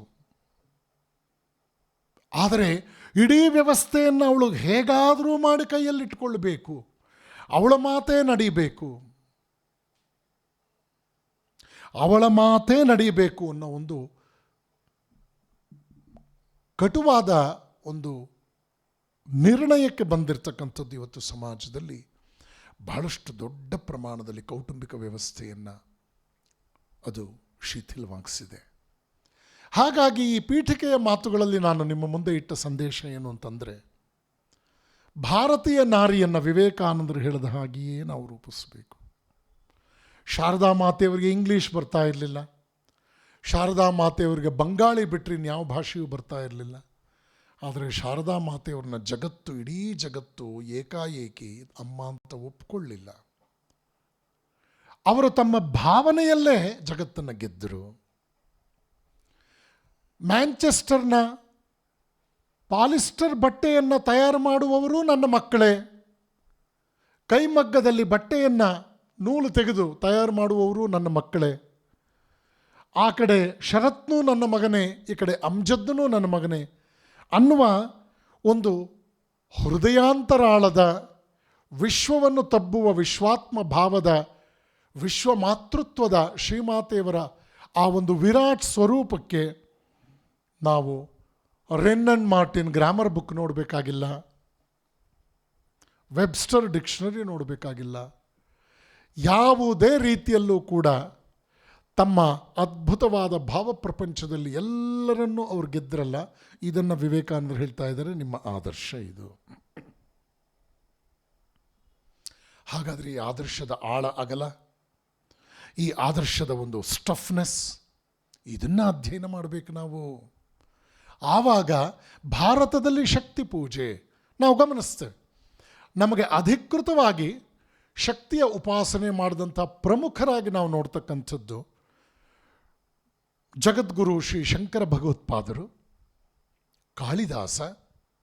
ಆ ನಂತರದ ದಿನಗಳಲ್ಲಿ ನಾವು ನೋಡ್ತೇವೆ ಭಗವಾನ್ ಶ್ರೀರಾಮಕೃಷ್ಣರು ಶಕ್ತಿ ಉಪಾಸನೆ ಮಾಡಿದಂಥದ್ದು, ಸ್ವಾಮಿ ವಿವೇಕಾನಂದರು ಶಕ್ತಿ ಉಪಾಸನೆ ಮಾಡಿದಂಥ ಪರಿ, ರಾಮಕೃಷ್ಣ ಮಹಾಸಂಘದಲ್ಲಿ ಶಕ್ತಿ ಉಪಾಸನೆಯ ಒಂದು ಸಾಕ್ಷಾತ್ ಸಂಪ್ರದಾಯದ ಒಂದು ಪರಿಚಯ ನಮಗಾಗುತ್ತೆ. ನನ್ನ ಪೂಜ್ಯ ಗುರುಗಳಾದ ಸ್ವಾಮಿ ಪುರುಷೋತ್ತಮಾನಂದಜಿ ಸ್ತ್ರೀ ಶಕ್ತಿಯನ್ನು ಅದೆಷ್ಟು ಗೌರವಿಸಿದ್ರು, ಅವ್ರಿಗದೆಷ್ಟು ಬೆಂಬಲ ಕೊಟ್ಟರು, ಅವ್ರನ್ನೆಷ್ಟು ಎನ್ಕರೇಜ್ ಮಾಡಿದ್ರು, ಎಷ್ಟು ಸಂಘ ಸಂಸ್ಥೆಗಳನ್ನು ಬೆಳೆಯೋದಕ್ಕೆ ಅವರು ಪೂರಕವಾದರು. ಎಷ್ಟು ಜನ ಯುವತಿಯರು, ವಿದ್ಯಾವಂತ ಯುವತಿಯರು ಸಂಘ ಸಂಸ್ಥೆಗಳನ್ನು ಕಟ್ಕೊಂಡ್ರು, ತ್ಯಾಗ ವೈರಾಗ್ಯ ಜೀವನಕ್ಕೆ ಒತ್ತಾಸೆ ಇಟ್ಟರು. ಇವತ್ತಿನ ಸತ್ಸಂಗ ಕೇಂದ್ರವನ್ನು, ಈ ಸತ್ಸಂಗವನ್ನು ನಡೆಸ್ತಾ ಇರ್ತಕ್ಕಂಥ ತಾಯಿ ಜಯಂತಿ ಹಾಗೂ ನಮ್ಮ ಕಲಾವತಿಯವರು ಇವನ್ನೆಲ್ಲ ಗಮನಿಸಿದಾಗ ಯೋಚನೆ ಮಾಡಿ, ನೀವು ನೂರಾರು ಮನೆಗಳಿಗೆ ಈ ಸತ್ಸಂಗವನ್ನು ಮುಟ್ಟಿಸೋ ವಿಷಯದಲ್ಲಿ, ನೂರಾರು ಮನೆಗಳಿಂದ ಆ ತಾಯಂದನ್ನು ಬರಮಾಡಿಕೊಂಡು ಅವರಿಗೆ ಈ ಸಂಸ್ಕಾರ ಕೊಡುವ ವಿಷಯದಲ್ಲಿ ಗೃಹಿಣಿಯರು, ಸಾಮಾನ್ಯ ಕುಟುಂಬಗಳಲ್ಲಿರ್ತಕ್ಕಂಥ ಗೃಹಿಣಿಯರು ಆಶ್ರಮಗಳು ಮಾಡಬಹುದಾದ ಕಾರ್ಯವನ್ನು ಇಷ್ಟು ಅತ್ಯಂತ ಶ್ರದ್ಧೆ ಮತ್ತು ಧೈರ್ಯದಿಂದ, ಒಂದು ಬದ್ಧತೆಯಿಂದ, ಹೆಮ್ಮೆಯಿಂದ ಮಾಡೋದಕ್ಕೆ ಸಾಧ್ಯವಾಯಿತು ಅಂತಂದರೆ ಪೂಜ್ಯ ಸ್ವಾಮಿ ಪುರುಷೋತ್ತಮಾಂಜಿಯವರು ಇಂಥ ನೂರಾರು ತಾಯಂದಿರನ್ನು ತಯಾರು ಮಾಡಿದ್ದಿದೆಯಲ್ಲ, ಇದು ಶಕ್ತಿ ಪೂಜೆ. ಪೂಜ್ಯ ಸ್ವಾಮೀಜಿಯವರಿಂದ ಪ್ರಭಾವಕ್ಕೆ ಒಳಗಾಗಿ ಸನ್ಯಾಸ ಸ್ವೀಕರಿಸಿದಂತಹ ತಾಯಂದಿರು ಕರ್ನಾಟಕದ ಉದ್ದಗಲಕ್ಕೂ ಇದ್ದಾರೆ. ಸುಮಾರು 10-12 ಜನ ತಾಯಂದಿರು ಇವತ್ತು ಸನ್ಯಾಸಿನಿಯರಾಗಿ ಅವರು ತಮ್ಮ ಜೀವನವನ್ನು ಸಮಾಜಕ್ಕಾಗಿಟ್ಟಿದ್ದಾರೆ. ಒಂದು ಮಹಾನ್ ಸತ್ಯದಲ್ಲಿ ತಮ್ಮ ಜೀವನವನ್ನು ಗುರುತಿಸಿಕೊಂಡಿದ್ದಾರೆ. ಇದೆಲ್ಲವೂ ಕೂಡ ಶಕ್ತಿ ಪೂಜೆಯ ವಿವಿಧ ಆಯಾಮಗಳು. ಆ ನಿಟ್ಟಿನಲ್ಲಿ ಭಾರತೀಯ ಪರಂಪರೆಯಲ್ಲಿ ಶಕ್ತಿಯ ಉಪಾಸನೆಯಲ್ಲಿ ಬಹಳ ದೊಡ್ಡ ಹೆಸರಾಗಿ ಕಾಣ್ತಕ್ಕಂಥವರು ಜಗದ್ಗುರು ಶ್ರೀ ಶಂಕರ ಭಗವತ್ಪಾದರು. ರಾಮಕೃಷ್ಣ ಆಶ್ರಮವೂ ಕೂಡ ದಶನಾಮಿ ಸಂಪ್ರದಾಯಕ್ಕೆ ಸಂಬಂಧಪಟ್ಟಿದ್ದು. ಶಂಕರಾಚಾರ್ಯರನ್ನು ಜಗದ್ಗುರು ಅಂತ ವಿಶೇಷವಾಗಿ ಗೌರವಿಸುವಂತಹ ಒಂದು ಮಹಾನ್ ಪರಂಪರೆ ರಾಮಕೃಷ್ಣ ಪರಂಪರೆ.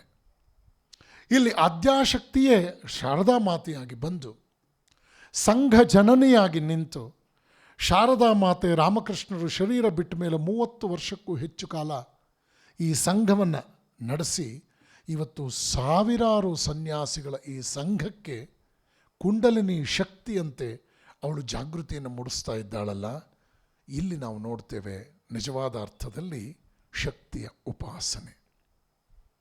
ಹಾಗಾಗಿ ಶಂಕರ ಭಗವತ್ಪಾದರು ಮಾಡಿದಂತಹ ಕಾರ್ಯ ಪ್ರಣಾಳಿಕೆಗಳ ಕಿರು ಪರಿಚಯವನ್ನು ಮಾಡಿಕೊಡ್ತಕ್ಕಂಥ ಒಂದು ಪ್ರಯತ್ನಕ್ಕೆ ನಾನಿವತ್ತು ಈ ಸತ್ಸಂಗದಲ್ಲಿ ನಾನು ಮುಂದಾಗಿದ್ದೇನೆ.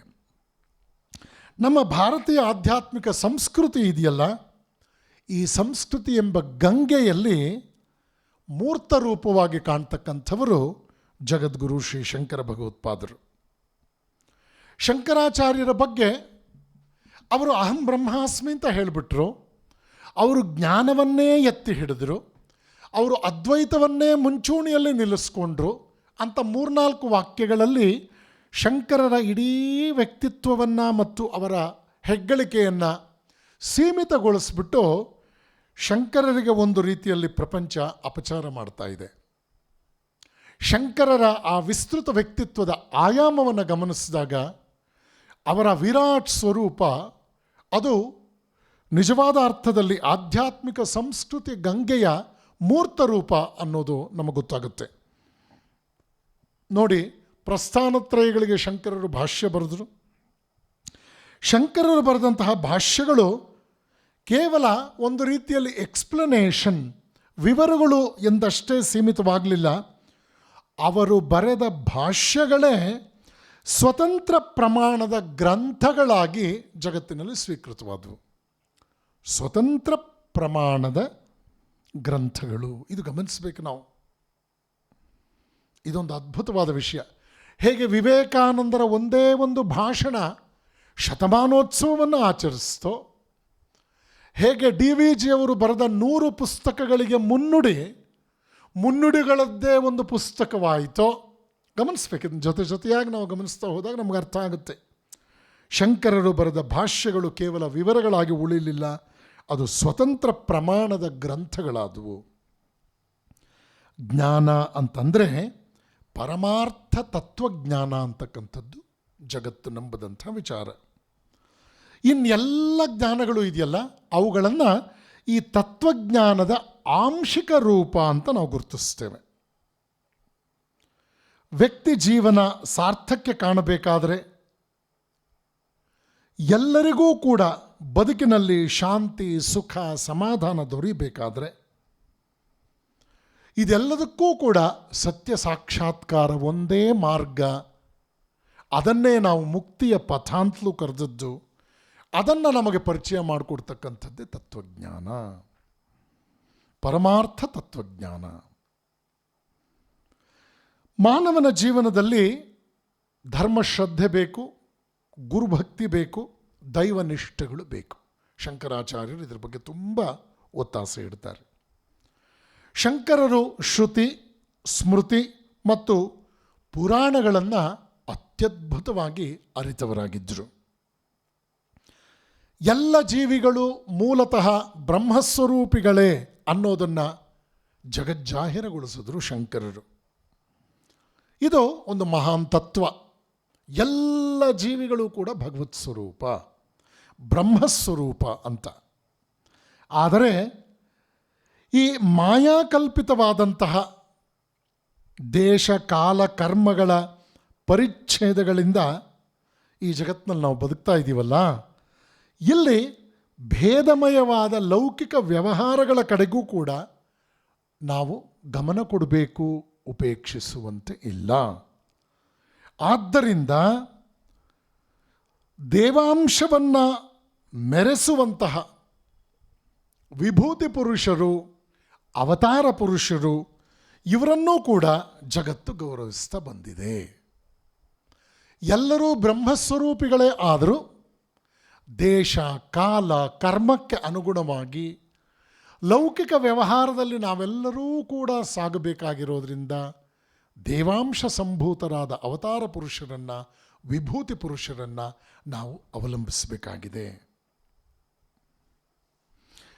ಅಲ್ಲದೆ ಸಾಮಾಜಿಕವಾದ, ನೈತಿಕವಾದ, ರಾಜಕೀಯವಾದ ಕ್ಷೇತ್ರಗಳಿಗೆ ಸಂಬಂಧಪಟ್ಟ ಮೌಲ್ಯಗಳು, ಅದು ಅಹಿಂಸೆ, ಆಸ್ತೇಯ, ಅಪರಿಗ್ರಹ, ಸತ್ಯಪರತೆ, ಶಾಂತಿ, ಇವೆಲ್ಲಕ್ಕೂ ಕೂಡ ನಾವು ಹೆಚ್ಚಿನ ನಂಬಿಕೆಯನ್ನು ತಾಳೋದಕ್ಕೆ ಸಾಧ್ಯವಿರ್ತಕ್ಕಂಥ ಒಂದೇ ಆಧಾರ ನಮಗೇನು ಅಂದರೆ ಎಲ್ಲರಲ್ಲೂ ಕೂಡ ದೇವರ ಅಂಶವಿದೆ ಅನ್ನುವಂಥದ್ದು. ಇಂತಹ ಪವಿತ್ರ ಭಾವನೆಯನ್ನು ನಮ್ಮ ಹೃದಯ ಕಮಲದಲ್ಲಿ ಬಿತ್ತಿ ಬೆಳೆಸೋದಕ್ಕೆ ಭಕ್ತಿ ಅಂತಕ್ಕಂಥದ್ದು ಶ್ರೇಷ್ಠ ಉಪಾಯ ಅನ್ನೋದನ್ನು ತಿಳಿದಂತಹ ಶಂಕರರು ಎಲ್ಲರೂ ದೇವಸ್ವರೂಪಿ ಅನ್ನುವ ಮಾತನ್ನು ಮತ್ತೆ ಮತ್ತೆ ಪ್ರಸ್ತಾಪಿಸಿದರಲ್ಲದೆ, ಈ ರೀತಿ ಭಾವಿಸೋದ್ರ ಮೂಲಕ ನಮ್ಮ ನೈತಿಕ ಭರವಸೆ ವೃದ್ಧಿಯಾಗತ್ತೆ, ನಮ್ಮ ಅನೈತಿಕ ಪ್ರವೃತ್ತಿ ಹಿಮ್ಮೆಟ್ಟಲ್ಪಡುತ್ತೆ, ಭಕ್ತಿ ಜ್ಞಾನ ವಿವೇಕಗಳು ಊರ್ಜಿತಗೊಳ್ಳುತ್ತವೆ ಅನ್ನೋ ಭರವಸೆಯನ್ನು ಕೂಡ ಶಂಕರರು ನಮ್ಮ ಮುಂದೆ ಇಟ್ಟರು.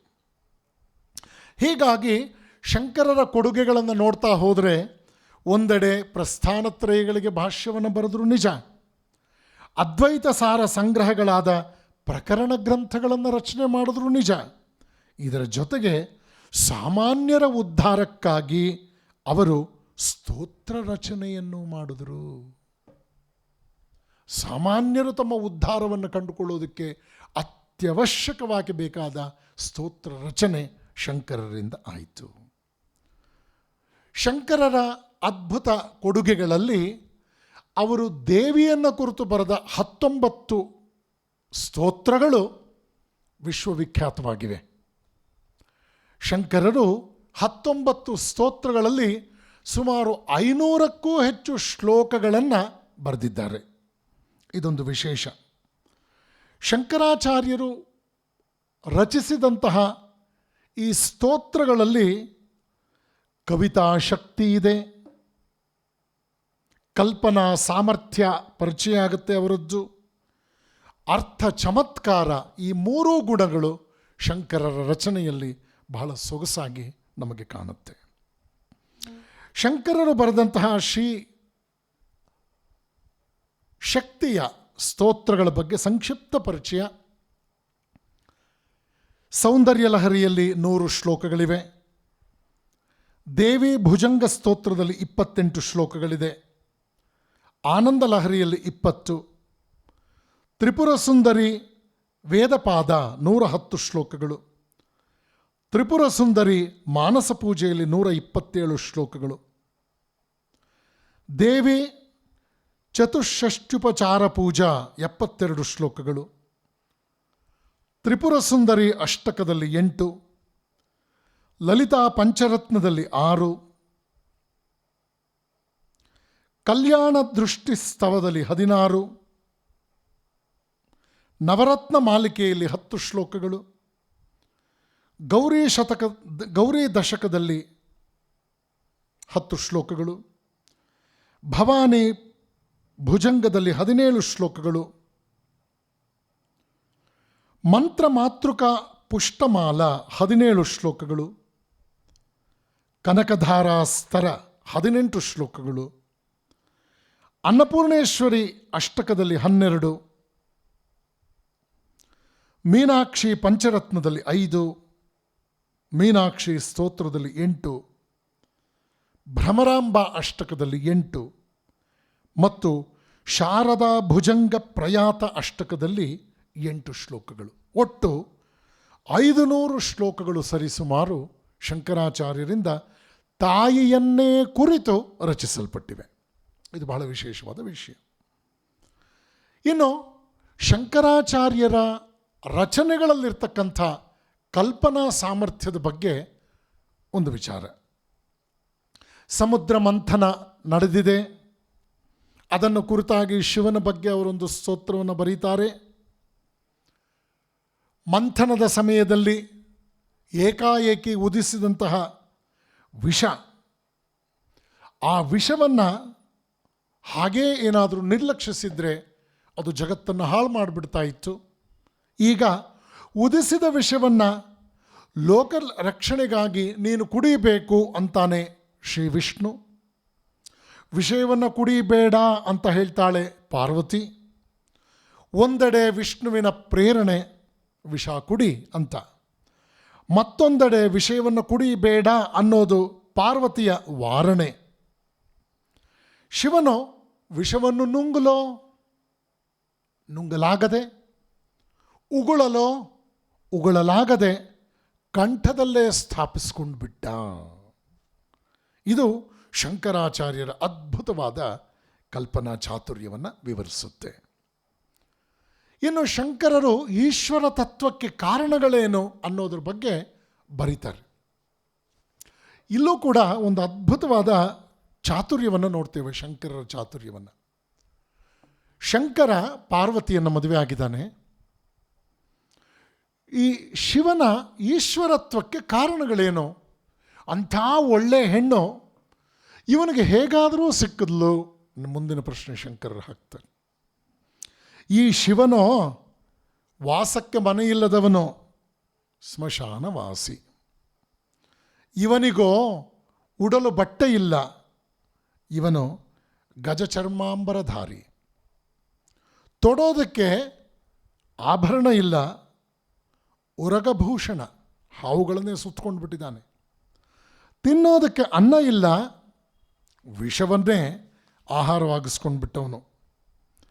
ಭಿಕ್ಷೆ ಬೇಡೋದಕ್ಕೆ ಕೈಯಲ್ಲಿ ಪಾತ್ರೆ ಇಲ್ಲ, ಕಪಾಲ ಹಿಡಿದಿಟ್ಬಿಟ್ಟಿದ್ದಾನೆ. ಸಂಚಾರಕ್ಕೆ ಏನಾದರೂ ಟ್ರಾನ್ಸ್ಪೋರ್ಟ್ಗೆ ವಾಹನ ಇದೆಯಾ ಅಂದರೆ ಒಂದು ಮುದಿ ಎತ್ತು. ಇಂಥವನಿಗೆ ಈಶ್ವರತ್ವ ಹೇಗೆ ಪ್ರಾಪ್ತವಾಯಿತು, ಹೇಗೆ ಪ್ರಾಪ್ತವಾಗಿರಬಹುದು ಅಂತ ಶಂಕರಾಚಾರ್ಯರು ಯೋಚನೆ ಮಾಡಿ ಮಾಡಿ ಮಾಡಿ ಮಾಡಿ ಕಡೆಗೆ ಹೇಳ್ತಾರೆ, ಓಹೋ, ಇದೆಲ್ಲ ಕೈ ಹಿಡಿದ ಮಡದಿಯ ಪುಣ್ಯದಿಂದ ಪ್ರಾಪ್ತವಾಯಿತು. ಅವಳು ಪುಣ್ಯವಂತೆ ಆಗಿದ್ದರಿಂದ, ಪುಣ್ಯವಂತೆಯ ಕೈ ಹಿಡಿದ್ರೆ ಇನ್ನು ಎಲ್ಲ ನ್ಯೂನತೆಗಳಿಗೂ ಶಾಶ್ವತ ಪರಿಹಾರ ಸಿಗುತ್ತೆ ಅಂತ ಶಂಕರರು ಹೇಳಿದ್ರು. ಇಲ್ಲಿ ಜಗತ್ತಿಗೂ ಒಂದು ಪಾಠ ಇದೆ. ಓ ಪುರುಷರೇ, ನಿಮ್ಮ ಹತ್ರ ಏನಿದೆಯೋ ಏನು ಬಿಟ್ಟಿದೆಯೋ, ಪುಣ್ಯವಂತೆಯ ಕೈ ಹಿಡಿದ್ರೆ ನಿಮಗೆ ಉದ್ಧಾರದ ಹೆದ್ದಾರಿ ತೆರೆಯಲ್ಪಡುತ್ತದೆ ಅನ್ನೋದನ್ನು ಶಂಕರರು ಪರೋಕ್ಷವಾಗಿ ಇಲ್ಲಿ ಸೂಚಿಸ್ತಾ ಇದ್ದಾರೆಯೋ ಎಂಬಂತೆ ಇದೆ. ಇನ್ನು ಸೌಂದರ್ಯ ಲಹರಿ, ಇದೊಂದು ಅದ್ಭುತವಾದ ಶಂಕರರ ರಚನೆ. 100 ಶ್ಲೋಕಗಳ ಲಘು ಕಾವ್ಯ ಅಂತಲೇ ಪ್ರಸಿದ್ಧವಾದದ್ದು. ಬ್ರಹ್ಮಮಯಿಯನ್ನು ಬಗೆ ಬಗೆಯಾಗಿ ವಿವರಿಸಿದಂತಹ ಲಘು ಕಾವ್ಯ ಸೌಂದರ್ಯ ಲಹರಿ. ಜಗನ್ಮಾತೆ ಸೌಂದರ್ಯದ ಆಗರ ಅಷ್ಟೇ ಅಲ್ಲ, ಸೌಂದರ್ಯದ ಮಹಾದಧಿ. ಸೌಂದರ್ಯ ಅಂದಾಗ ಬಹಳಷ್ಟು ಸಂದರ್ಭಗಳಲ್ಲಿ ಅದಕ್ಕೆ ನಾವು ಶಾರೀರಿಕ ಸೌಂದರ್ಯವನ್ನೇ ಪರಿಪೂರ್ಣವಾಗಿ ಅದಕ್ಕೆ ಮುಚ್ಚಿಬಿಡ್ತೇವೆ. ಅವರ ಪರ್ಸನಾಲಿಟಿ ತುಂಬ ಚೆನ್ನಾಗಿದೆ ಅಂದರೆ ಅಲ್ಲಿ ಕೇವಲ ಅವರ ಶಾರೀರಿಕವಾದ ಒಂದು ಸ್ವರೂಪವನ್ನೇ ಗಮನಿಸ್ತೇವೆ ನಾವು. ಒಬ್ಬ ಹೀರೋ ಹೇಗಿದ್ದಾನೆ, ಅವನ ಪರ್ಸನಾಲಿಟಿ ಚೆನ್ನಾಗಿದೆ. ಒಬ್ಬ ಹೀರೋಯಿನ್ ಹೇಗಿದ್ದಾಳೆ, ಸೌಂದರ್ಯದ ದೃಷ್ಟಿಯಲ್ಲಿ ಅವಳನ್ನು ವಿಶ್ಲೇಷಿಸ್ತೇವೆ. ಆದರೆ ಪರ್ಸನಾಲಿಟಿ ಡೆವಲಪ್ಮೆಂಟ್ ಪ್ರೋಗ್ರಾಮಿಗೆ ಬನ್ನಿ ಅಂದಾಗ ಅಲ್ಲಿನ ಸಿಲೆಬಸ್ ಬೇರೆ.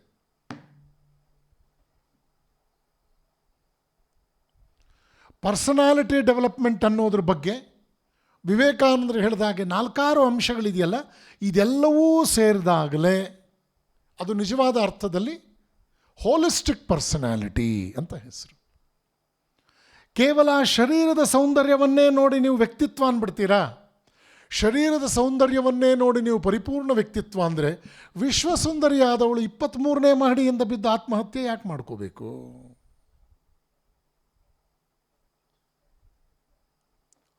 ಸೌಂದರ್ಯ ಅಂತಕ್ಕಂಥ ಒಂದೇ ಒಂದು ಕ್ವಾಲಿಟಿ, ಸೌಂದರ್ಯ ಅಂತಕ್ಕಂಥ ಒಂದು ಲಕ್ಷಣ ಸಮಾಜದ 100 ಜನರನ್ನು ಮದ್ಯ ಮಾದಕದ ವ್ಯಸನಿಗಳಾಗಿ ಯಾಕೆ ಮಾಡಬೇಕು?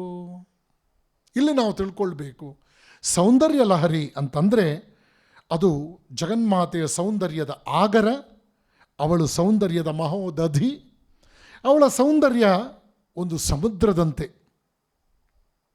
ಆ ಸಮುದ್ರದಿಂದ 2 ಹನಿ ಸಮುದ್ರದ ನೀರನ್ನು ಮನುಷ್ಯನ ಮೇಲೆ ಚಿಮ್ಕರಿಸ್ಬಿಟ್ರೆ ಅವರು ರತಿ ಮನ್ಮಥರೇ ಆಗಿಬಿಡ್ತಾರೆ ಅನ್ನುವಂಥದ್ದು ಒಂದು ನಿಷ್ಕರ್ಷೆ.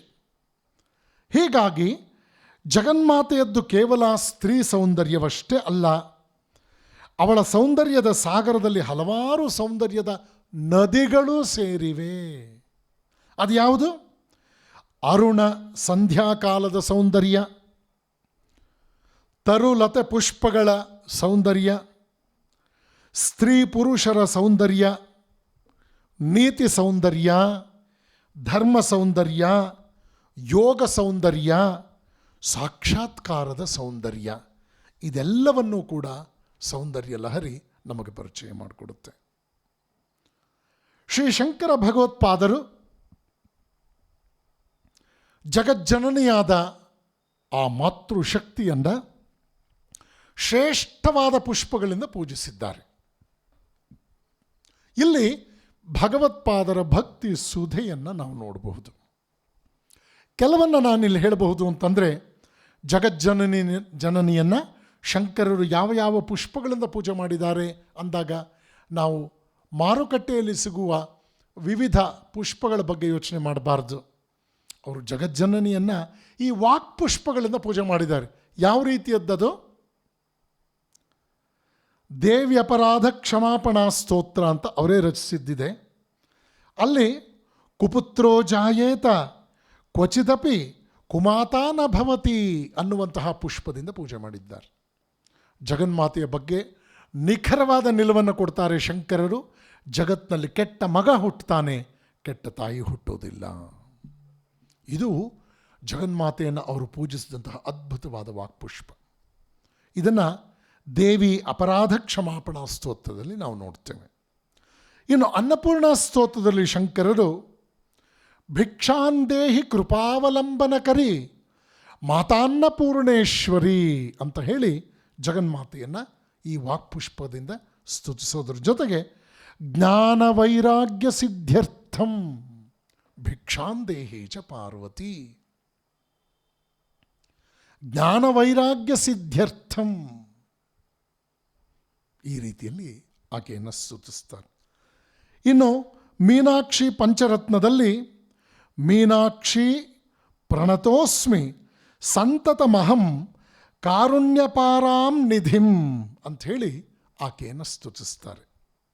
ಭವಾನಿ ಅಷ್ಟಕದಲ್ಲಿ ಗತಿಸ್ತ್ವಂ ಗತಿಸ್ತ್ವಂ ತ್ವಮೇಕಾ ಭವಾನಿ, ಕನಕಧಾರಾ ಸ್ತೋತ್ರದಲ್ಲಿ ಅಂಗಂ ಹರೇಃ ಪುಲಕಭೂಷಣಂ ಆಶ್ರಯಂತಿ ಅಂತ ಹೇಳಿ ಜಗನ್ಮಾತೆಯನ್ನು ವಾಕ್ಪೂಜೆ ಮಾಡ್ತಾರೆ. ತ್ರಿಪುರ ಸುಂದರಿ ಸ್ತೋತ್ರದಲ್ಲಿ ತ್ರಿಲೋಚನ ಕುಟುಂಬಿನಿ ತ್ರಿಪುರ ಸುಂದರೀಂ ಆಶ್ರಯೇ ಅಂತ ಹೇಳಿ ಪೂಜಿಸ್ತಾರೆ. ಭವಾನಿ ಭುಜಂಗ ಸ್ತೋತ್ರದಲ್ಲಿ ಸುಧಾಮೂರ್ತಿ ಮೀಡೆ ಚಿದಾನಂದ ರೂಪಂ ಅಂತ ಹೇಳಿ ಜಗನ್ಮಾತೆಯನ್ನು ಪೂಜಿಸ್ತಾರೆ. ಈ ಸಂದರ್ಭದಲ್ಲಿ ನಮಗೆ ನೆನಪಾಗುತ್ತೆ, ಬಂಗಾಳದ ಕವಿ ಬಹಳ ಸೊಗಸಾಗಿ ಶ್ರೀಮಾತೆಯವರ ಬಗ್ಗೆ ಹೇಳಿದಂಥ ಮಾತು. ಜಗಜ್ಜನನಿ ಶ್ರೀ ಶಾರದಾದೇವಿಯಾಗಿ ಬಂದಾಗ ಅವರನ್ನು ಕುರಿತು ಬರೆದಂಥ ಒಂದು ಹಾಡು. ಜಯ ರಾಮ್ ಬಾಟೀರ ಮಾಟಿ ಚಂದನ ಸಮಾನ್ ಅಮರ ಮಾ ಜನನೀರ್ ಜನ್ಮ ಭೂಮಿ ಮಹಾತೀರ್ಥಸ್ಥಾನ್.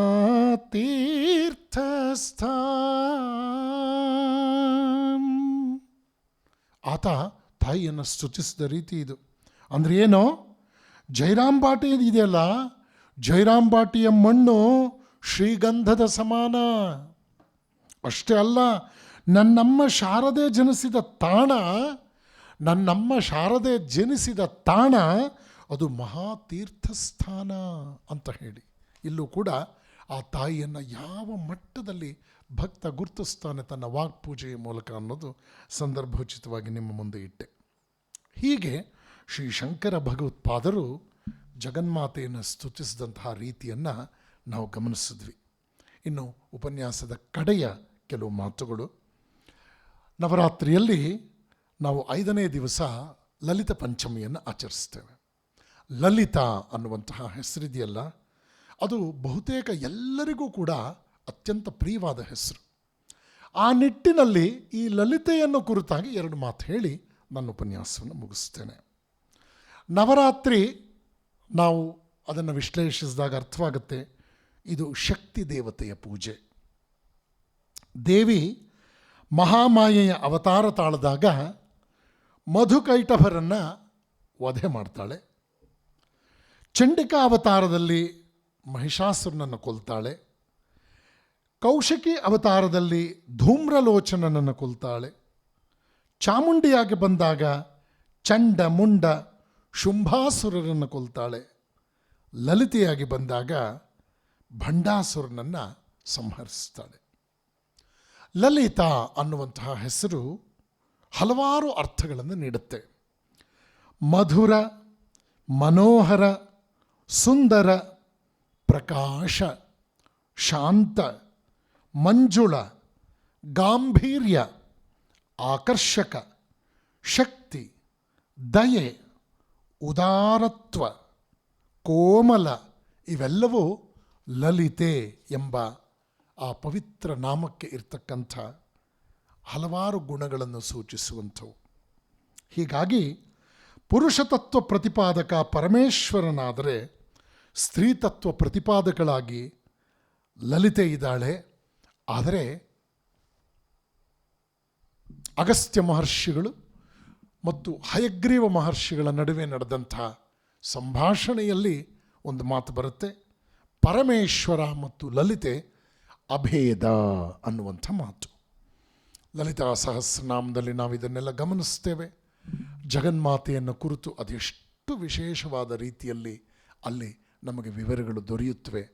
ಅಂತಹ ಜಗನ್ಮಾತೆಯನ್ನು ರಾಕ್ಷಸರ ವಧೆಯ ಈ ಒಂದು ಪವಿತ್ರ ಕಾರ್ಯದಲ್ಲಿ ಅವಳು ಮಾಡಿದಂತಹ ಲೋಕರಕ್ಷಣೆಯನ್ನು ಕೃತಜ್ಞತೆಯಿಂದ ಸ್ಮರಿಸೋದಕ್ಕಾಗಿ ನವರಾತ್ರಿಯ ಆಚರಣೆಯನ್ನು ನಾವು ಮಾಡ್ತೇವೆ. ಲಲಿತ ಪಂಚಮಿ ಮಹಾರಾಷ್ಟ್ರದಲ್ಲಿ ಒಂದು ರೀತಿಯಲ್ಲಿ ಜಾಗರಣೆಯ ಒಂದು ಆಚರಣೆಯಾಗಿಯೂ ಕೂಡ ಪ್ರಚಲಿತವಾಗಿದೆ. ಹೀಗಾಗಿ ನವರಾತ್ರಿಯಲ್ಲಿ ಶಕ್ತಿ ಉಪಾಸನೆ ನಿಜಕ್ಕೂ ಕೂಡ ನಮ್ಮೆಲ್ಲರ ಜೀವನಾಭ್ಯುದಯಕ್ಕೆ ಪೂರಕವಾಗುವಂಥ ವಿಷಯ. ಆ ನಿಟ್ಟಿನಲ್ಲಿ ಜಗದ್ಗುರು ಶ್ರೀ ಶಂಕರ ಭಗವತ್ಪಾದರ ಆ ಅದ್ಭುತವಾದ ಒಂದು ವಿಚಾರಗಳನ್ನು ಮತ್ತು ನವರಾತ್ರಿಯ ಈ ಪುಟ್ಟ ಮಾಹಿತಿಯನ್ನು ಇವತ್ತಿನ ಈ ಸತ್ಸಂಗದಲ್ಲಿ ನಿಮ್ಮ ಮುಂದೆ ಇಟ್ಟಿದ್ದೇನೆ. ಕ್ಷೇಮಂಕರಿ ಸತ್ಸಂಗ ಕೇಂದ್ರ ಅತ್ಯಂತ ಅರ್ಥಪೂರ್ಣವಾಗಿ ತನ್ನ ಸೇವಾ ಕಾರ್ಯವನ್ನು ಮಾಡ್ತಾ ಬರ್ತಾ ಇದೆ. ಅಷ್ಟೇ ಅಲ್ಲದೆ ಪರಮ ಪೂಜ್ಯ ಶ್ರೀಮತ್ ಸ್ವಾಮಿ ಪುರುಷೋತ್ತಮಾನಂದಜಿಯವರು ಯಾವ ರೀತಿಯ ಒಂದು ಕಾರ್ಯಕ್ಕೆ ಒತ್ತಾಸೆ ಹೊಂದಿದ್ರೋ ಅದನ್ನು ಅತ್ಯಂತ ಶ್ರದ್ಧೆಯಿಂದ ಕ್ಷೇಮಂಕರಿ ಸತ್ಸಂಗ ಕೇಂದ್ರ ಮಾಡ್ಕೊಂಡು ಬರ್ತಾ ಇರತಕ್ಕಂಥದ್ದು ನಮಗೆಲ್ಲರಿಗೂ ಅತ್ಯಂತ ಹರ್ಷ ತಂದಿದೆ. ದಿವ್ಯತ್ರೆಯರ ಕೃಪೆಯಿಂದ ಕ್ಷೇಮಂಕರಿ ಸತ್ಸಂಗ ಕೇಂದ್ರ ಕೋವಿಡನ್ನು ಭಾಳಷ್ಟು ಮರೆಸಿದೆ ಜನಕ್ಕೆ. ಕೋವಿಡ್ ನಂತರದ ದಿನಗಳಲ್ಲೂ ಕೂಡ ಆಗಿಂದಾಗ್ಗೆ ಈ ರೀತಿಯ ಆನ್ಲೈನ್ ಸತ್ಸಂಗದ ಸಂಸ್ಕೃತಿ ಮುಂದುವರಿಯಲಿ. ತನ್ಮೂಲಕ ಪ್ರಪಂಚದ ಯಾವುದೇ ಮೂಲೆಯಲ್ಲಿರ್ತಕ್ಕಂಥವರು ಕೂಡ ಕ್ಷೇಮಂಕರಿ ಸತ್ಸಂಗ ಕೇಂದ್ರಕ್ಕೆ ಆನ್ಲೈನ್ ಮೂಲಕ ಹತ್ತಿರವಾಗಲಿ. ಯಾಕೆ ಅಂತಂದರೆ ಕ್ಷೇಮ ಎಲ್ಲರಿಗೂ ಬೇಕು. ಕ್ಷೇಮವನ್ನು ಅನುಗ್ರಹಿಸುವಂತಹ ಆ ಜಗನ್ಮಾತೆಯ ಚಿಂತನೆಗಳನ್ನು ಎಲ್ಲರೂ ಕೇಳುವಂತಾಗಲಿ ಈ ಸತ್ಸಂಗದ ಪರಿಶ್ರಮದ ಮೂಲಕ ಅಂತ ಹಾರೈಸಿ ಸಂಘಟಕರಿಗೆಲ್ಲರಿಗೂ ಕೂಡ ನನ್ನ ಪ್ರೀತಿಪೂರ್ವಕ ಧನ್ಯವಾದಗಳನ್ನು ಸಮರ್ಪಿಸಿ ನಿಮಗೆಲ್ಲರಿಗೂ ಶುಭವನ್ನು ಕೋರಿ ಈ ವಾಕ್ಪುಷ್ಪಗಳನ್ನು ಭಗವಾನ್ ಶ್ರೀರಾಮಕೃಷ್ಣರ ಪಾದಪದ್ಮಗಳಲ್ಲಿ ಸಮರ್ಪಿಸ್ತಾ ಇದ್ದೇನೆ. ಹರಿ ಓಂ ತತ್ಸತ್. ಶ್ರೀರಾಮಕೃಷ್ಣ ಅರ್ಪಣಮಸ್ತು.